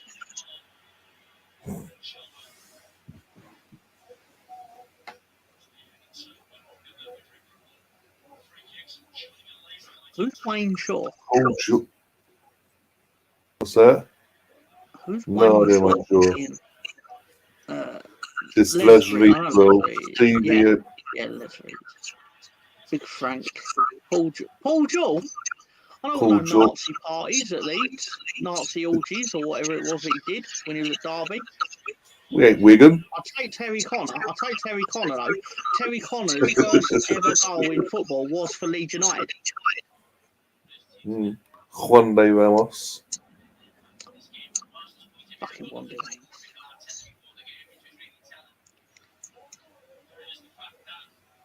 Stevie Gerrard, is he third rate? We're getting the full Nightman Nemeth origin story down here. I found out his granddad lived in Zambia, his dad flew in Belgrade and Yugoslavia. Jesus Christ. I mean, I appreciate the interaction, but I feel like I'm getting it's like I'm now going to find out what actually turned him into a Leeds hating villain.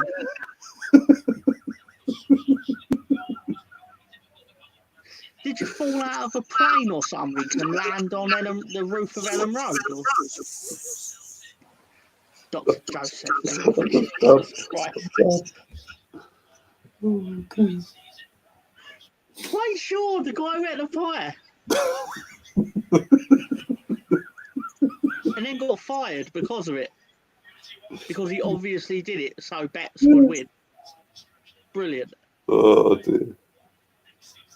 I apologise, Colonel. I should have known who Wayne Shaw was, to be honest. In my defence, though, I was very ill that night. That's why I remember it so vividly, because I basically was violently ill with flu. Oh, God. Stuff, yeah, basically. Yeah. But also, Sutton beat Leeds to get the tie with Arsenal. Because obviously, it was supposed to be Leeds versus Arsenal, as always. But we lost.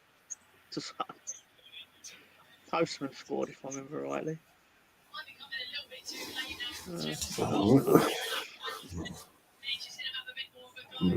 Oh, Barry Fry. Didn't it score against us? Yeah. They beat us. Peter Walker and Lucas Perez with the goals. Yeah, you won comfortably. Yeah. I will say I'm very impressed with the chat's third-rate managers. They've answered the call. Why, bloody Luis Sanchez to throw them in now. Yeah, if you really wanted to impress me though, you would have said the tandem of Kenny Dalglish and John Barnes. Graham Souness. Yeah. Not Kenny on his own. He was good on his own, but Kenny and John Barnes at Celtic when they lost to Inverness Caledonian Thistle, one of the biggest upsets of all time, at home. To 4th division Scottish team, which is basically less than amateur. This would be fair. And Celtic lost at home to them. Laurie Sanchez, I won an FA Cup tie with a player I signed off of Teletext. Roy Sandoa. That's about Wickham versus Leicester. My apologies, Histon is the one where the postman scored against Leeds. My apologies. Sorry, I got my cup upsets mixed up then. Sorry. Histon had the postman, that beat us. I can't remember the job of the Sutton goal scorer.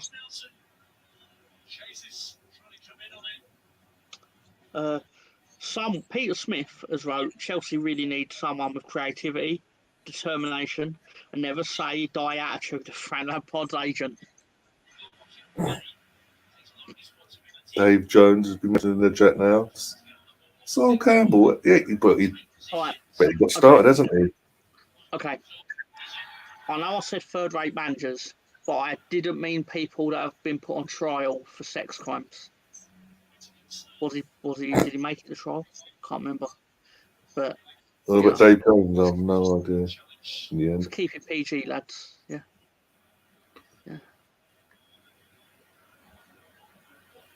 They're not going to keep it PG. Sol Campbell's hated by everyone at Southend United. I mean, to be fair to him, he's fun in the I find it bad that he's at the same time as like Lampard and Gerrard are getting these top-rate jobs at Derby and Chelsea. Derby went on to Chelsea and all that, and Gerrard got the Rangers job, but he's having to work his way up from League Two or whatever it was with like more Southend United. And what was the other one? Macclesfield Town on a low budget, but Chris Coleman. Full-time no. Arsenal win 3-1 in the end. James Norton has wrote, you'll like this.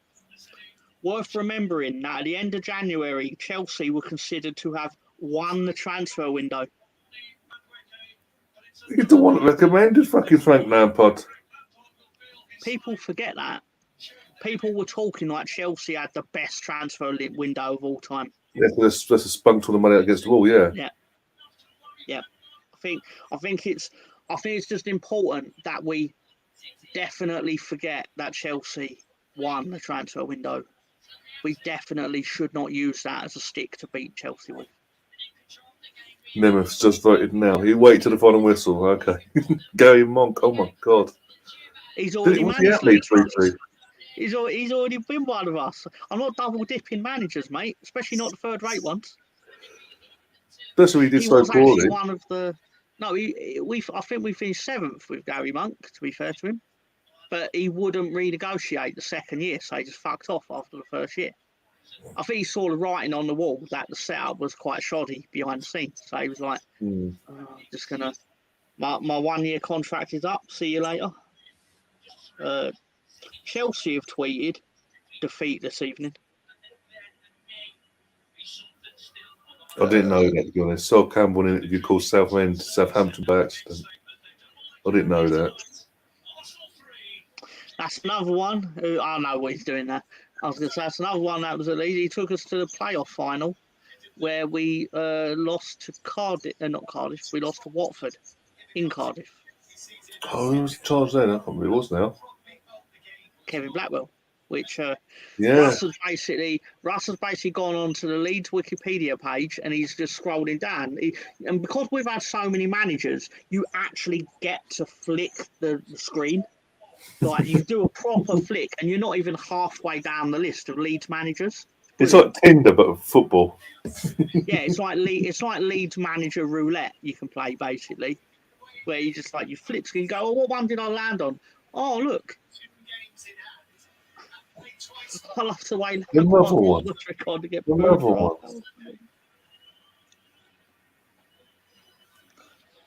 Just one half of Pierre-Emerick Aubameyang against Arsenal, and it wasn't one to remember. Lampard took him off at half-time after one touch in Arsenal's box. Yep. Double over Chelsea as well, says BX, yep. And Master's last comment here as well says, love the way Lampard put on Mudryk onto get booed for half an hour. Literally, he got booed, booed, got laser pens thrown at him. Not thrown at him, Anything, but you should be cheering him. Why? You should be like, well done for wasting loads of their money. ask Instead the of Arsenal ours. fans. Arsenal fans, why are you booing him instead of thanking him? Oh, you're on Sky on Saturday. What? So let's come up now. Saturday, Premier League Live, Man City versus Leeds, 2 p.m. You're a free kickoff on, yeah? Yeah. I thought there was a Have Premier they League lifted blackout. I thought they couldn't Have show they Premier lifted League. They've lifted the blackout because of the coronation, I'm guessing. Oh, it might be because of that. Yeah. That might be it. It might be And the early kick. because Might be they simply the know early it's kickoff. going, and because it's potentially fixing up to be the highest scoring defeat in the history of the Premier League. Unless some analyst comes in and puts you in ultra defensive mode.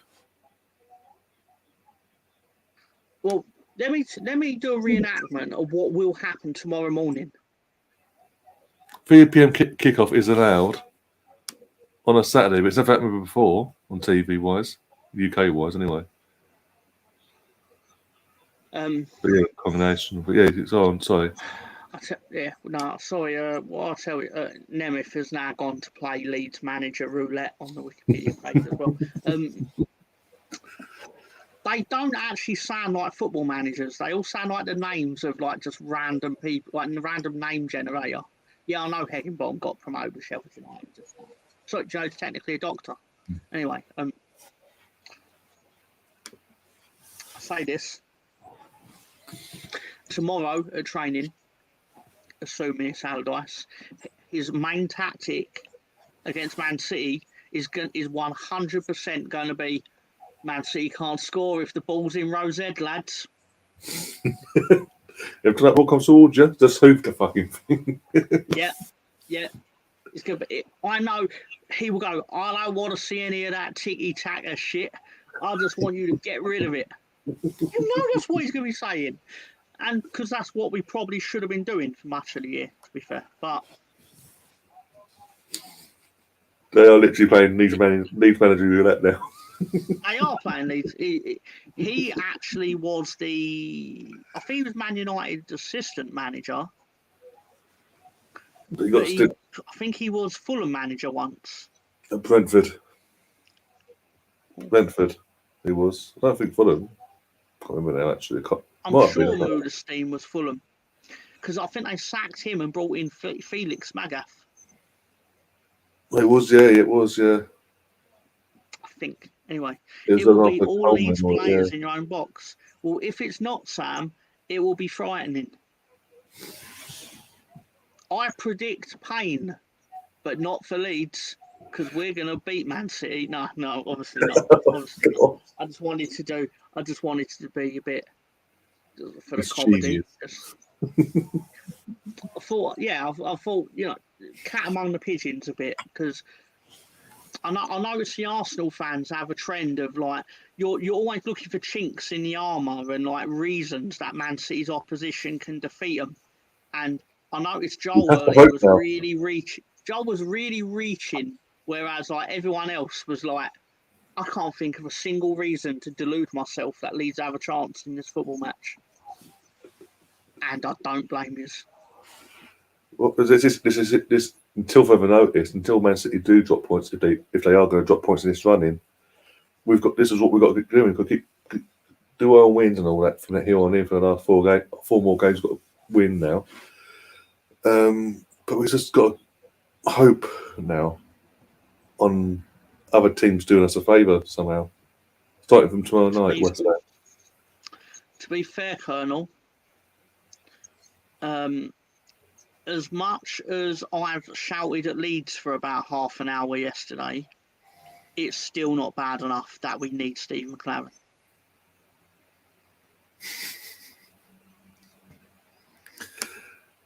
Did Boyd George manage Leeds in the mid-noughties? It's possible. We've had so many that I forget some people have been Leeds manager. So I'll see a name and go, oh yeah, he managed us for 4 months in 2012 or something like that. Uwe Roslow used to play for Manchester City. He managed Leeds for 5 minutes. And Oh dear. oh yeah, my favourite is David Ockaday because when he done his previous, for context, his previous manager, we're in the Championship, right? But his previous managerial experience was Forest Green Rovers, who I believe at the time were in the 5th or 6th tier. Yeah, that non-league, yeah. Yeah, it was non-league, definitely. And he got the Leeds job. And he sat there in the press conference like he had every... He had A divine right. He sat there and proceeded to talk as if he deserved the job. Whereas us as Leeds fans would have been much more forgiving of him had he sat there and acted like he had won a competition to like manage the team for a day or something like that. We'd have been much more on board with him. But when he sat there as if like, I have every right to have this opportunity, it's like, you don't. You categorically do not. And the results showed it.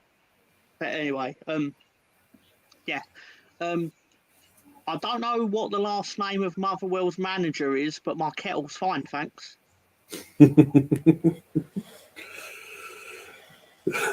That sounds dodgy.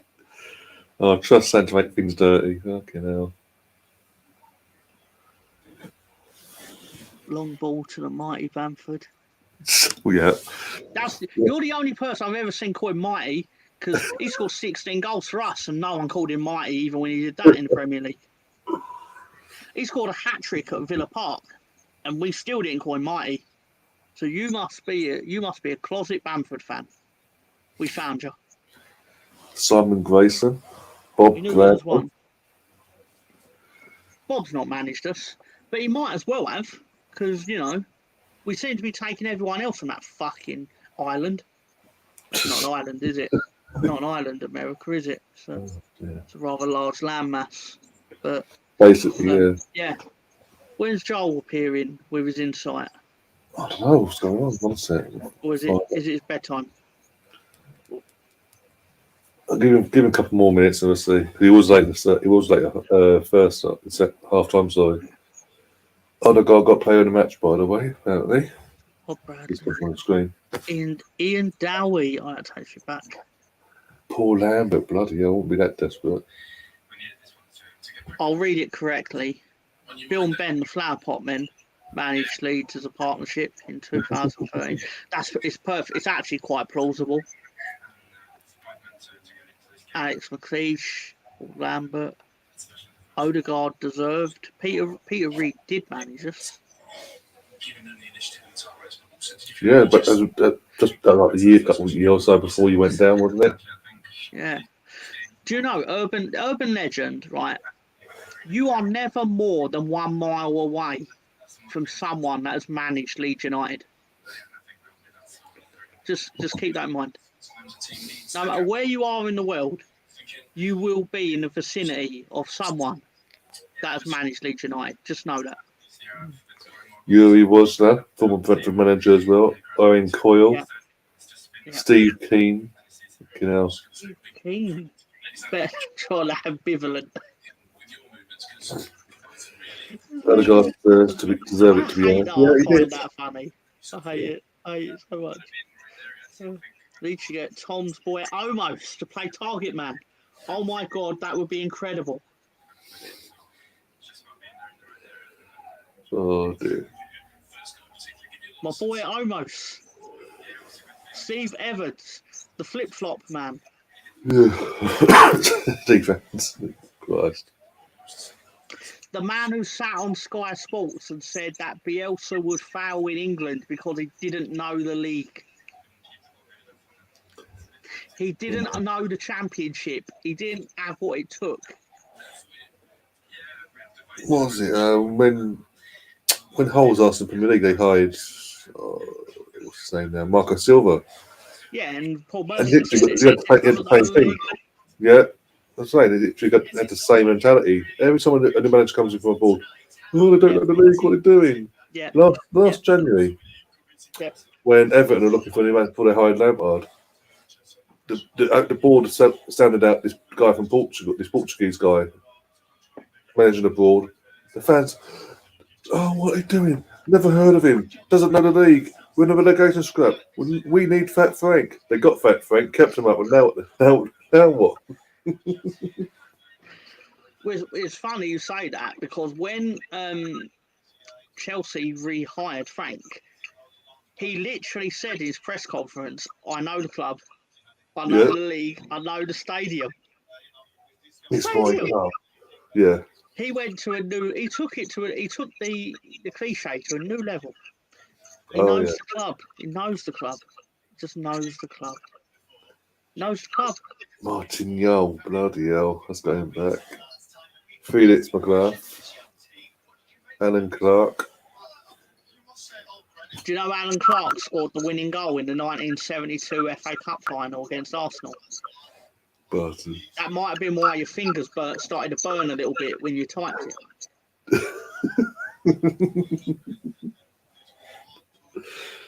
Oh dear. Leads a 2-0 against Arsenal at Wembley. Just let you know, 2-0. For now, when a day arises, we get have a chance.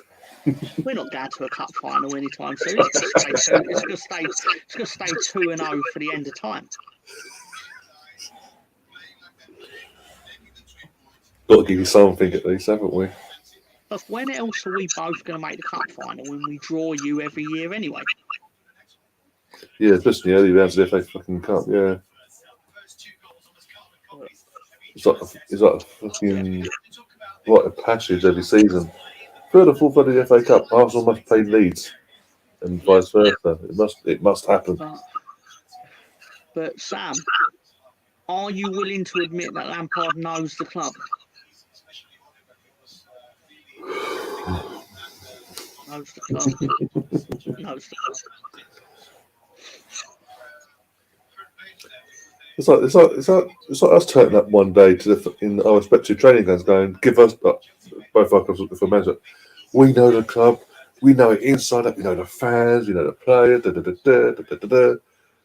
That's basically what Frank Lampard's basically. I was the next player. This is my club. Yeah, it looks like it. It's like me turning up at Welling United and basically going, "I think you should give me the job because I got you to the Champions League on Football Manager." Yeah. Yeah, exactly. David Vargas. I didn't. But I'm just hoping they won't ask for proof.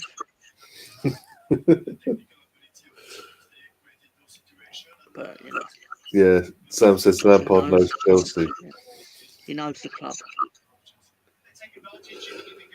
I mean, to be fair to Lampard, he was there at the end of their crap era, just before the money came in. So he does know the club technically because he was there.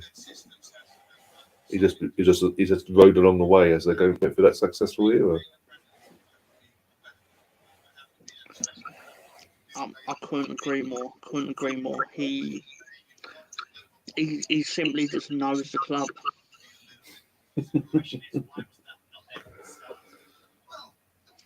Oh dear. Yeah, Skylight was talking about Chelsea's second half. I mean, the only reason they scored in that second half because we took the foot off the gas. Let's be honest, we did. Defensively, we took the foot off the gas. Gabriel's got an injury. I don't know how serious that is, but he did walk off-ish. We didn't need any help going off anything like that. But big concern ahead of Newcastle on Sunday that he's now fell to the floor tonight twice. But it is what it is on that. Don't look like Joel's coming back. Before we do go, I'll just read out to the audience a comment that was made on something I wrote on socials.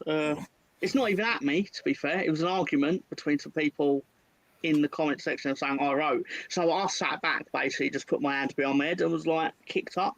Had a nice glass of sangria and enjoyed the festivities. And basically, someone asked. They basically called the other individual like the victim of inbreeding or the result of inbreeding. So they replied, "I would say inbreeding runs in your family, but from the looks of you, nobody runs in your family." Oh God! It was a bit hefty. Just a tad. just thought it was wonderful.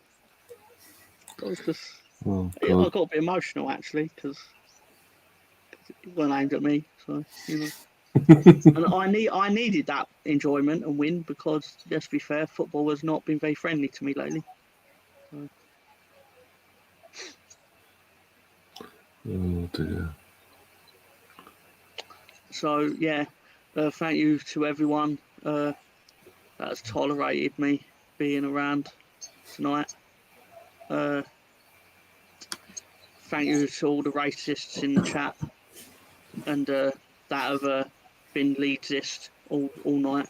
Obviously, it's always good fun because I will eventually prove you wrong and have the last laugh when Leeds are holding the World Club Championship. So In the year 2050.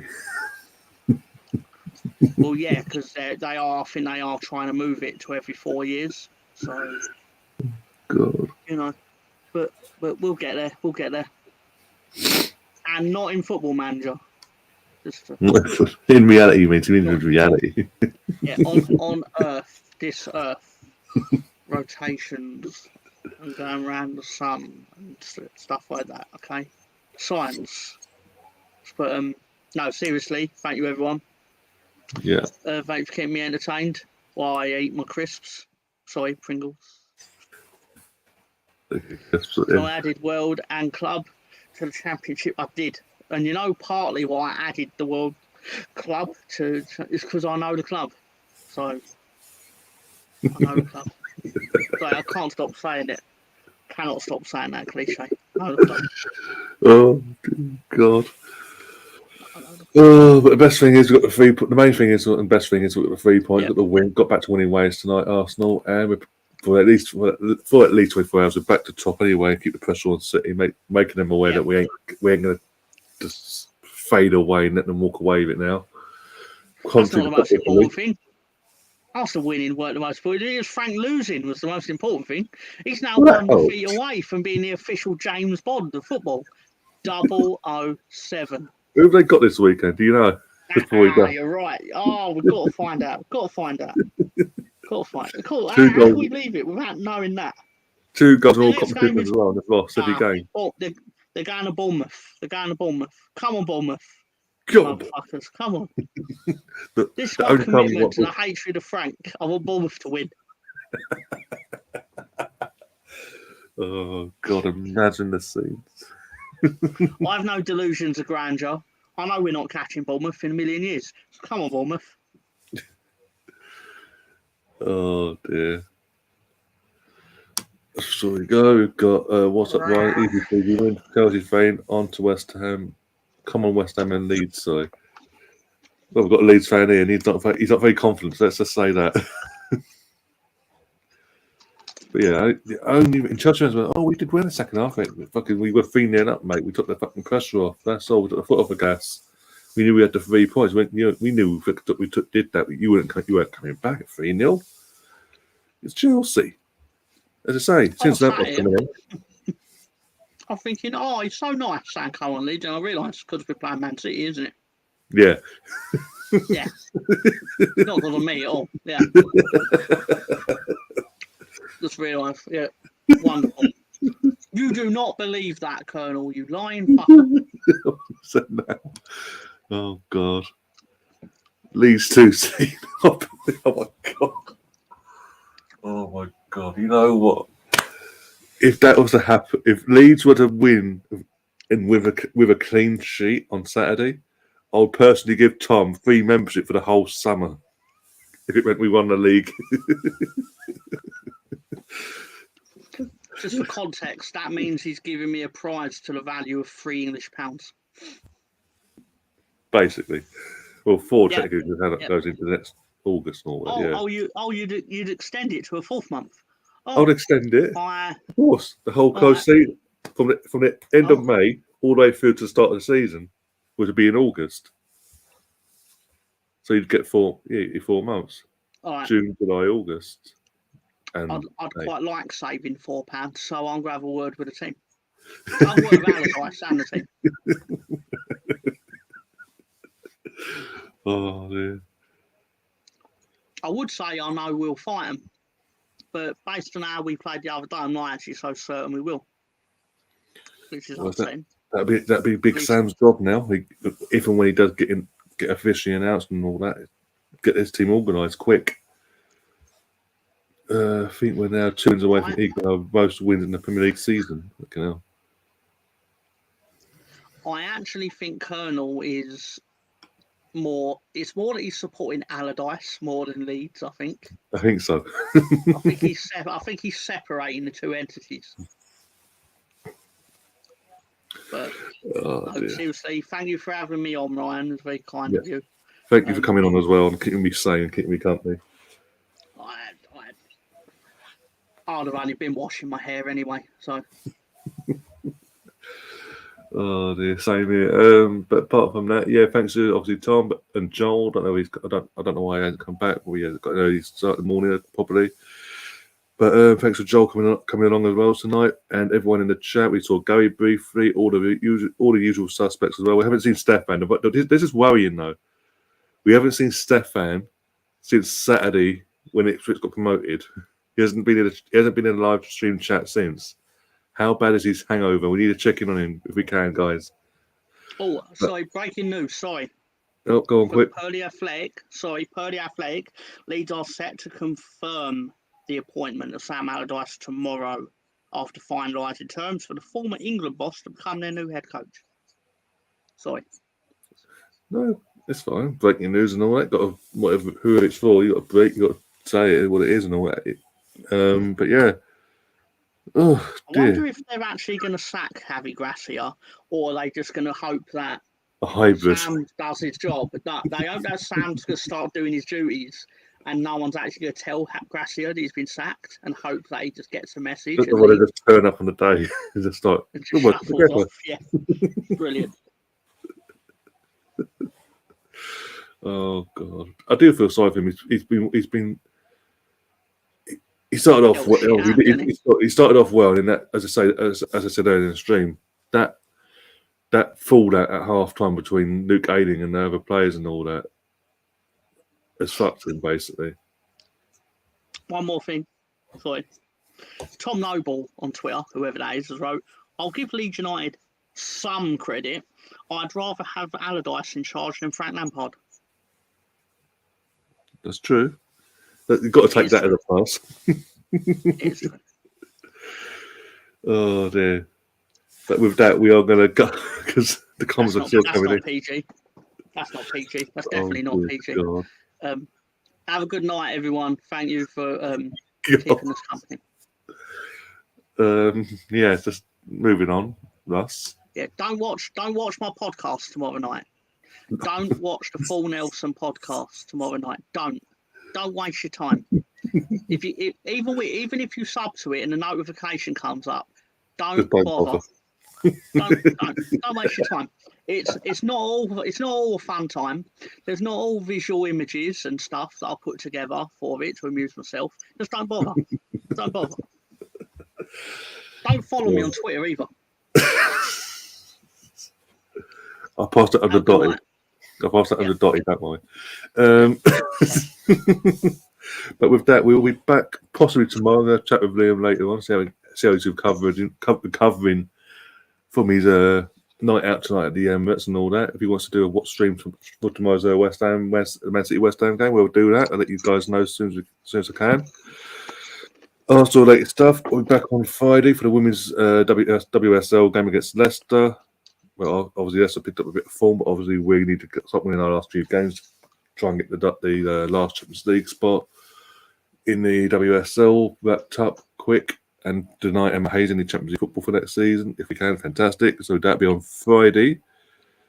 I'll be covering that on the channel, and then Saturday match of the day we'll be returning after a week hiatus because I think you fell asleep last Saturday beforehand. And by the time I woke up, it was already done and dusted basically. And then Sunday, the big one, Arsenal. Well, actually no. Well, if the Man City game's on, again, if Liam's around, I'll probably do the West Ham Leeds game. If you're around, Tom, you want to pop on as well, you're more than welcome to for the Leeds game. Just for us to sort of help you through the agony if it worst case happens. We could sort of console each other. I'd The rather worst thing shit in ever. my hands than clap than be around this football community while Leeds are getting battered. No, But we don't, in the circumstances, as Arsenal fans want Leeds to win, so if the worst thing happens, we're all consoling each other either way. or best case, we're all celebrating together for different reasons. To answer Colonel's comment, I'd like to make an amendment. Everyone come watch my podcast except Colonel Ward. Everyone except Colonel. Oh, dear God. Not and then, as I say, so Saturday possibly a watch along with the Man City game because it's a title race sort of situation there. And then obviously the main event. Well, the game, Man City's in the title race, are they not? Are they in the title race? But they're in like a rocket because like they're playing us. I know, I know, but you know what I mean. Until they've won it or whatever, I've got to keep covering these fucking games. But it is what it is. And then, so yeah, Saturday possibly Man City versus Leeds. Match of the day definitely coming back on Saturday, and then you've got the main event on Sunday: Newcastle versus Arsenal at St James's Park. Hopefully, get the 3 points. Go there, get the 3 points, and avenge the heartache we suffered there last year. And then, yeah, we just kick on for the rest of the week. Then, basically, from there on in, and podcast will be back on Monday. Aside from that, guys, enjoy the rest of your morning, afternoon, or evening with you around the world, and we'll see you on the other side.